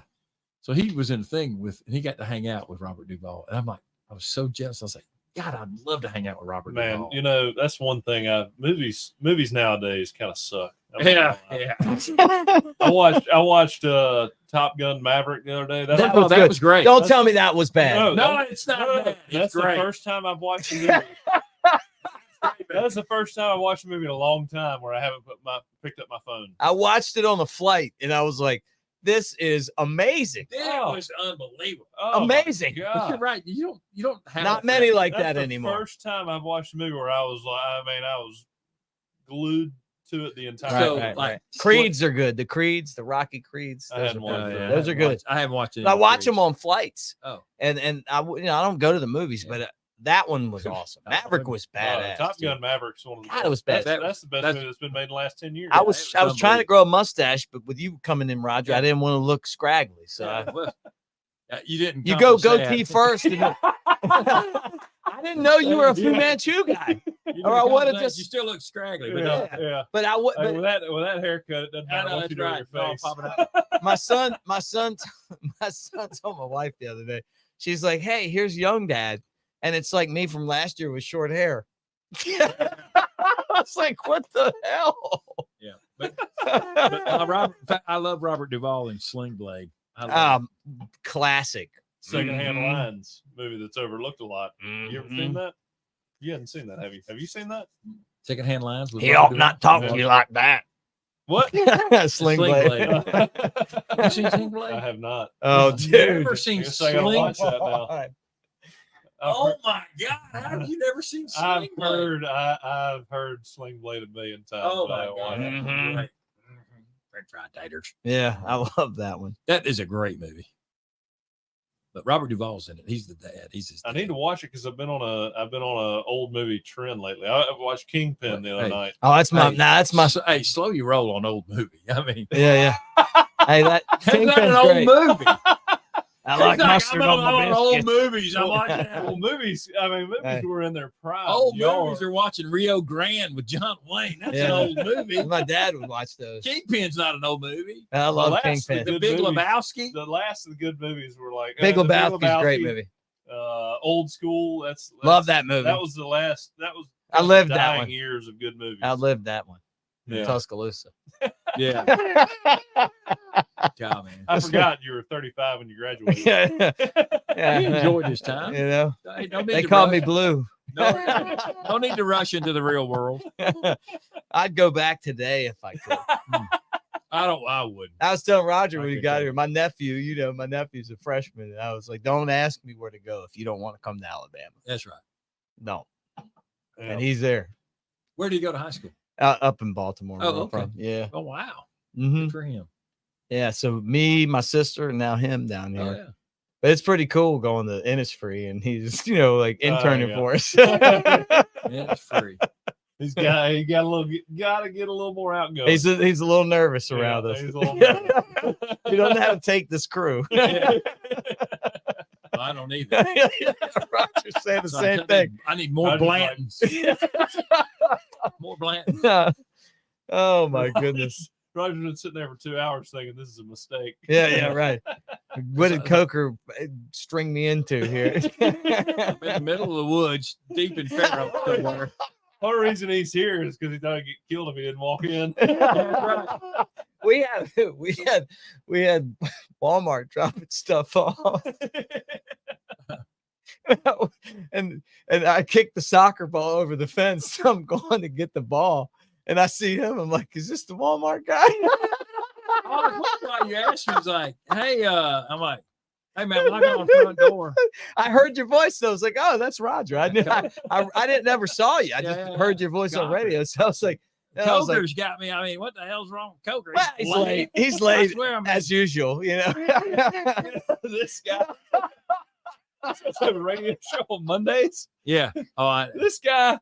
I mean, he shows up 20 minutes late, and then he's like, "Oh, look, live on the radio too." Well, you're supposed to. Yeah. Anyway, we're recording now. This guy can't make it through one day of traffic, and now he's like, "Oh, let's do it Sunday afternoon." I can't. Hey, Roger, one bad day. Where do you go over there to do the phone? Oh. One bad day though, it changed my life because that Bayway. And here I am, Woo. coming over here. It's like, I mean, a real team player. Yeah, he threw you right under the bus. Yeah. But when you text me, I said, man, I'm probably in this traffic with you. And everybody more is better for team morale than he is. Yes.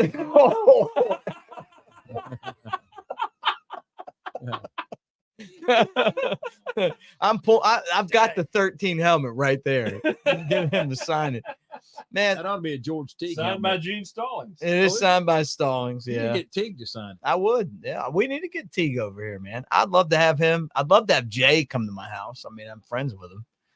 It was kind of good catching up, just a little bit, but I love Jay Barker. I think Jay Barker is one of the best humans I've ever met. I'm just going to tell you that. I love him. I love him. Ex-wife. Love him. Yeah. Nah, Jay's a great. I've known Jay since he was in high school. So I helped recruit him. He came to Alabama in spite of me.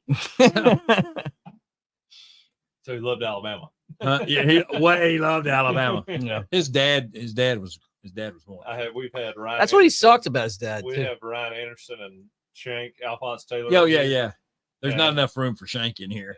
We've had Shank and Ryan sitting on that couch together. Got crazy. Shank came on his recruiting visit with me.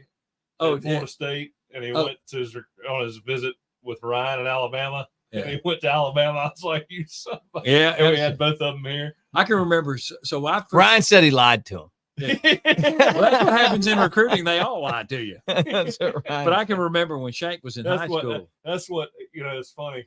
I was that's what exactly Ryan goes, Coke, you're too honest with him. Yeah. And it's true because I was like, I mean, look, if when guys would come, I'd just be like, I mean, if you want to win a national championship and you're good enough, then come here. If not, then somebody else will just do it. Yeah, that's right. Hey, that's how I moved from Texas to Atlanta, and that's basically I was trying to find a high school, and the coach goes, look, you can go anywhere you want to go, but we'll beat you. Yeah, that's right. I said, all right. And then that first year I was in high school, we played Valdosta for the state championship. Yeah. So it's pretty cool. Lost 10-7, but it's funny. You talk about recruiting trips and stuff like that and getting guys in. And we had this kid, big old lineman from Texas, came in from Houston. And we went to this, we were out or whatever, we go to this girl's house because I wanted to eat some shrimp or something. She had some shrimp, but she had a Christmas tree and it had lingerie on it. I like this house. Yeah. So this guy gets drunk and I take one of those lingeries and put it, in his bed. He wakes up and goes, hey man, I got these underwear. How'd that come from? I go, you don't know how he got that underwear? So I just made this story up about him meeting a girl and all this. And I think I prevented him from coming to Alabama. Scared him down. I was like, you don't remember that girl you were with? Oh my God. He goes, I don't remember. I said, oh my God, she was hot. He's like, I just told him. You should have said, if you don't come here, I'm going to release the picture. I probably should have. I should have said it, but I probably scared him. That guy has never stepped foot in that state of Alabama ever. So I don't even know who that kid is. He's from. I don't know where he went. He went up going to Houston, I think. But did a hell of a job recruiting him. Yeah. Hey, he didn't have as much fun as you did. No, he didn't. Even made up fun I had. Well, I had a good time, man. Is there anything that we didn't talk about today? Anything that any questions you guys want to ask before we wrap it up? Anybody got any questions out there? Yeah, you guys in the chat room. I mean, I'm seeing all these questions. Amy said secondhand lines is good. We're on the same page. I want to see that one. Look, now I'm gonna have to watch the Boo Radley movie. Said Deliverance, LOL. Mm-hmm. That Deliverance, man. That was it. I remember when that came out. That's how old I am. I don't, but I remember everybody talking camping, about. I can tell you that. Damn sure wasn't getting in the canoe. You ever seen it? I've seen parts of it. Yeah. Oh my God. Enough. You've enough lived to it. Be enough to be disturbed. Yeah. Oh. He's in the Ned woods a Beatty, lot. man. I can never look at Ned Beatty. I missed that. What'd you say? I said he's lived it. He did go to Florida State. in the woods. Do this show from Baumhauer's or That's what I thought something was so happening we to can me when I come came drink. out here. Bama Red said do the show from Baumhauer's so we can come Roger, hang. Good luck getting a radio gig after this. Yeah. I think my career is over. Roger might my have. boss doesn't hear this. It is now. Hey, you might just have to come do a podcast there. You might not be radio anymore. It might be podcast. Yeah, I think We're podcast gonna is the have way to to do go. this again. Yeah, podcast is the way to go. I've already decided. It's on your time. Hey, look, the thing, the best part about it is Coker says, "Hey, 5 o'clock." I said, "I'll be there." you were too. Unlike 5 him. o'clock. Coker was not here. Have you golfed I with said him yet? 5:30. Have you golfed with him yet, Roger? No, I suck at golf. We were at a golf tournament and they had they hooked us up, man. We had the cart right there in the front and everything, and you could tell like there were lines of golf carts, and I'm like, oh, I'm looking at my phone. Where's Coker at? Like he said he was coming in on 2 wheels. Yeah. Well, those 2 wheels were like 15, 20 minutes after the fucking thing started. Oh yeah, They gave our cart away with all of our prizes that we were supposed to have. So we have to have a guy take us out to wherever the thing is, and then he hits like a damn bomb, and everybody's like, "Oh yeah!" Glad he's here. yeah. Like, Quarterback. it was very.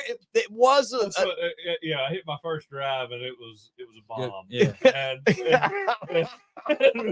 Mick was like, not too bad for the first shot. I was like, yeah. Put my glove on. Yeah. Daddy's home. I'm back. I'm ready. Everybody was not happy until. I mean, I didn't even see it. I was like, I don't even know where that ball went, but we were cool with everybody at that point. They were 3 holes in at that time. Look, that time. if that were me and I showed up, when Malachi Moore gets a pick six, Yeah, nobody remembering it. Yeah. he wins the game. Yeah. Yeah. When do we get a Daniel Moore print up in here? Daniel Moore cannot paint any more pictures because you have no more room for a Daniel Moore. Well, this is the championship collection. And then this right here, man, I had to chase this one down. I was at courtside for Petway's layup. Okay. And they only did 223 of those. Yeah. And I was in college at the time. I didn't have the money to buy that one. Oh.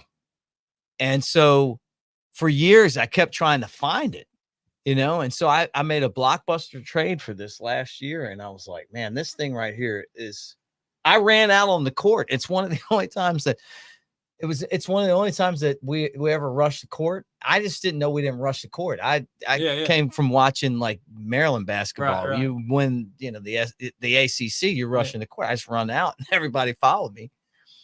And you're by yourself going, No. I mean, it kind of started like that. And then all of a sudden everybody was out there. But that team right there, I love Alabama basketball, kind of like him. I never thought we'd be like this good. I never thought we'd be like legitimately Look, like I a was championship. at contender. Alabama Saw when we, last night.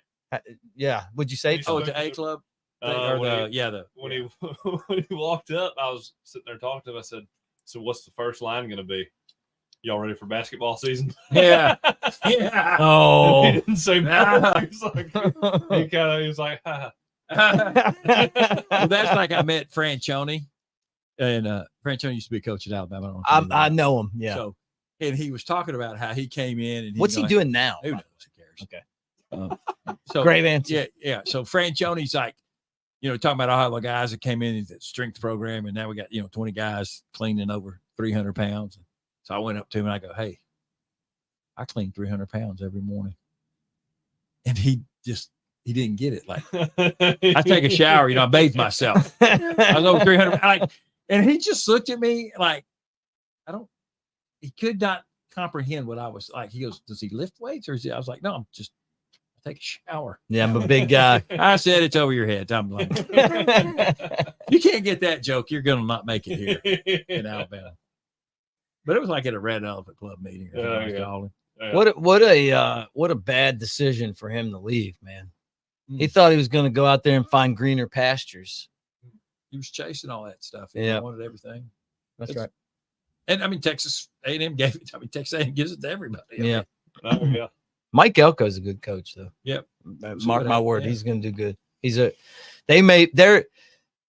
Don't be surprised if they're not in the SEC championship game. I'm throwing it out there right now. I don't know. Okay. Hey, just wait. Feel like this last week when I was like, don't look past this Vandy I know team. one thing. I got the quarterback back, and that sucker. But they've got players, man. It's not that they didn't have players. It's just that they just couldn't put it together. Did you watch them just dismantle Missouri? I mean, Missouri. I know Missouri, and I've said it all year. Anyway, I don't think Missouri's a top 10 team, but they're not that bad. I mean, they're not that bad, but I mean, I don't think Missouri is living up to the hype that everybody built them up to be last year, going into this year. A lot of expectations, man. People crush on the weight of expectations. Yeah, that's right, man. That's what makes Alabama special. Well, and that's what is disappointing, honestly. I'm going to tell you this right now. The most disappointing part about the Vandy loss is that our program has been built on not being the team that can't handle being number one. Right. And that's the thing to me. It's not losing the game. Well, I mean, it's that again, part of it. It's kind of like, again, watching these celebrations when we're losing to Vandy in the fourth quarter. I mean, when I was at Alabama, we were beating, I can't remember what the score was in the SEC championship game. I think we were up 12-7 or something like that. And I mean, you'd have thought we were down by 40 points. Guys were, close to fighting each other because of how bad we were playing, and we were still winning. It was like on the plains. Yeah, like on. You know this? Tell him that. Well, I mean, we'd beat somebody by 40 points. And the D lineman would be. I remember, Jonathan Allen and Ashawn Robinson one game after we beat somebody.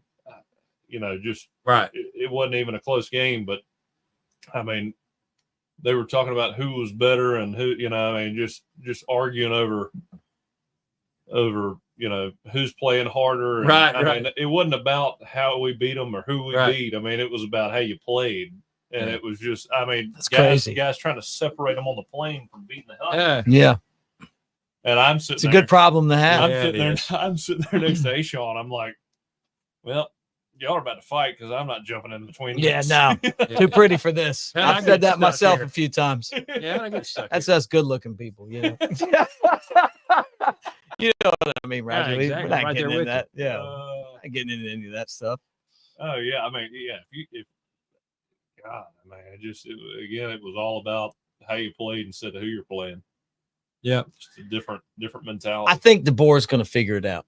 I believe in him, man. I have confidence in him. Doubt. I just think that you got to go through it one time. You got to experience it. Now, did I want us to lose to Vandy? I think he's also got to realize. I mean, the SEC is different. That's right. I mean, it is different. He wanted it though. Kirby talks about it all the time. That he's like, this is a different league. He went 7-5 his first year. And I've said it the teams that you play with not good records, they are still physical as hell, and they will beat the hell out of you. Yeah, if you give them that opportunity. Yeah, we just and as Stan said, sorry about my language, Stan, but I will tell you this: you're exactly right. The season has just begun, man. It's just started. Like we still have 8 games left. We got that many left, and playoffs because we're gonna get there. So like there's a lot of football left to be played. A lot of football. See, I see Stan's last comment, but the 4 before that are pretty questionable. about my potty mouth. You got a pretty mouthful. Is that, or is he talking about you? That's a movie. Deliverance. Yeah, it's Deliverance. Oh, you got a pretty mouth, boy. Okay, well, good. It wasn't about me cussing. No. I like Stan a lot better now. Yeah, that's from Deliverance. Stan, you just won my comment of the night. See, if I had a song that, I could let y'all know that was a Deliverance reference. That's when I was at Alabama, Deliverance came out, and we would quote that. No, it didn't. It did. I was there. It had to. What year did it come out? Like 73. Oh no. I've heard you got a pretty No. Sling Blade. Sling Blade. Yeah. Sling Blade. Yeah, not Yeah, Deliverance. yeah. Yeah. Sling Blade. Yeah. Mm-hmm. Yeah, it came out. That's a great movie. Is that from Deliverance? Yes. It is? Yeah, pretty bad. Okay. Squeal Like a Pig. Yeah. Oh gosh. How have you not Watch seen a that movie. yet? Oh no, I've seen some of it. It's hard to watch. Look, so yeah. So Ned Beatty's in what's my movie? The Bicycle Breaking Away. He's like the dad in that. I think he's the dad in that or whatever. And I saw that before I saw him in this. I love Ned Beatty. He's a great actor. Nobody knows who Ned Beatty is. I don't know who Ned Beatty is. Do you? Yeah. Everybody's like, Ned Beatty. Come on. Yeah. He's like, but I'm a bad names guy. Like bands, I'm not sure what song they play, but I know the song. Yeah. Movies, look, I've got him up here. The faces, but I don't remember. I'm gonna. Can you see if I put him on the screen? I'll put him on screen just for you guys and Jake. But you know this guy, like he's been in everything. Yeah. He was in Deliverance. Yes. Come on. I can't see it. You can't see it? I thought it was in Breaking Away. Oh, here we go. He Here we go. Here we might go. not have been in Breaking Away. There you go. Oh yeah. You know that guy. He's always the kind of like an Eric. He's always the weirdo. Yeah. Something's not right. But he was in Rudy. I felt like we got beat by Rudy. Rudy. This past week. All right, final thoughts, guys. I'd love to keep the show going all night. I know you guys would, but when you're looking up Ned Beatty on IMDb. That's what do you got? Roger, what do you got over there? Did you expect this to be like a real sports show? I brought it. Well, I brought the stats We'll just in case I needed it. I brought the stats just in case you needed them. He's like, well, honey, it was a good show, but we didn't really talk about my sports. I said, I have no idea, but probably lost all the friends that I've ever had. You gonna do it again? Probably not. These guys are crazy. I thought I was getting killed in Montrose. Exactly. I thought, man, I'm going down in the woods. What is going on? Coker's just playing with me because Coker's nowhere around. Thanks, Coker. Pretty sure they always late. Deliverance on these grounds. They might have. Yeah. But you know what? I chopped all the trees down, so it's not in here. Ned Beatty was not in Breaking. He wasn't? No. Okay. Well, he was in Deliverance. He definitely was in Deliverance. As soon as I saw him, he was the guy they told to squeal like a pig. Yeah. Yeah. And you got a pretty mouth, boy. Yeah. Oh, man. Well, guys, thank you for hanging out with us on Elephant in the Room. We had a lot of fun talking about Alabama football and everything else. Kind of one of those shows. Did I hit everything? I mean, are you satisfied with this one, or is there? I mean, we've been going for a while. We're closing in on 3 hours, but that means it's a good show. That's it. Are we really? Yeah. The funny thing though is this is like the length of a Shank or Ryan Anderson show. So you've made it, you know. Yeah. Well, thanks. You got to come back. We got to get you and Roosevelt in here at the same time. We do that. You know, Kelvin Moore. You know Kelvin Moore too. He played at Daphne. He played at Alabama. He's not there. There's tons of guys down here. Oh yeah, we got to make this more of an Alabama former player podcast. That's what we're trying to do. Yeah. Get Scott Hunter in here. I'd love to meet him. Oh, you never met Scott? I don't know. You never met Scott Hunter? I knew him. I mean, I tried to get him on my show when I was doing get Scott Hunter. in college at Alabama, but he was the original 14. He was still coaching, I think. Or was he 12? What year was he at Vandy? He was at Vandy coaching, right? Who? Scott Hunter. What did he know? No. You know who Scott Hunter is? Who was the guy that was coaching at Vandy that played quarterback at Alabama? Back in like would have been maybe Steve Sloan. Steve Sloan. Okay. Yeah, he's since passed away. I love Steve, man. Great guy. Yeah. He was AD when I was at Alabama. He recruited me to Duke. So he was the head coach at Duke. Met him at UTC. With Tommy Bowden. Tommy Bowden. Yeah. You know Tommy? I guess, I don't know. Yeah, you were around the Bowdens, I guess, when you were at Florida State. About my first year at Florida State was Jimbo's second year at Florida State. Yeah. Bowdens were great. Bobby was great. I've heard Bobby speak a few times. I had a handwritten letter that he sent me through Josh Maxson at Alabama. It's pretty cool. Yeah, he's great. Where is it now? You still got it? House, yeah. That'd be cool. Said tell Jake that was my dream as well. When I was growing up, because I talked about playing in Alabama. Being a quarterback in Alabama was a dream of mine when I was young, and he was like, some new effect of is pretty cool to live. That is awesome, man. My dream. What do you do with something like that? You frame it, or I mean, it's in his book he's reading right now.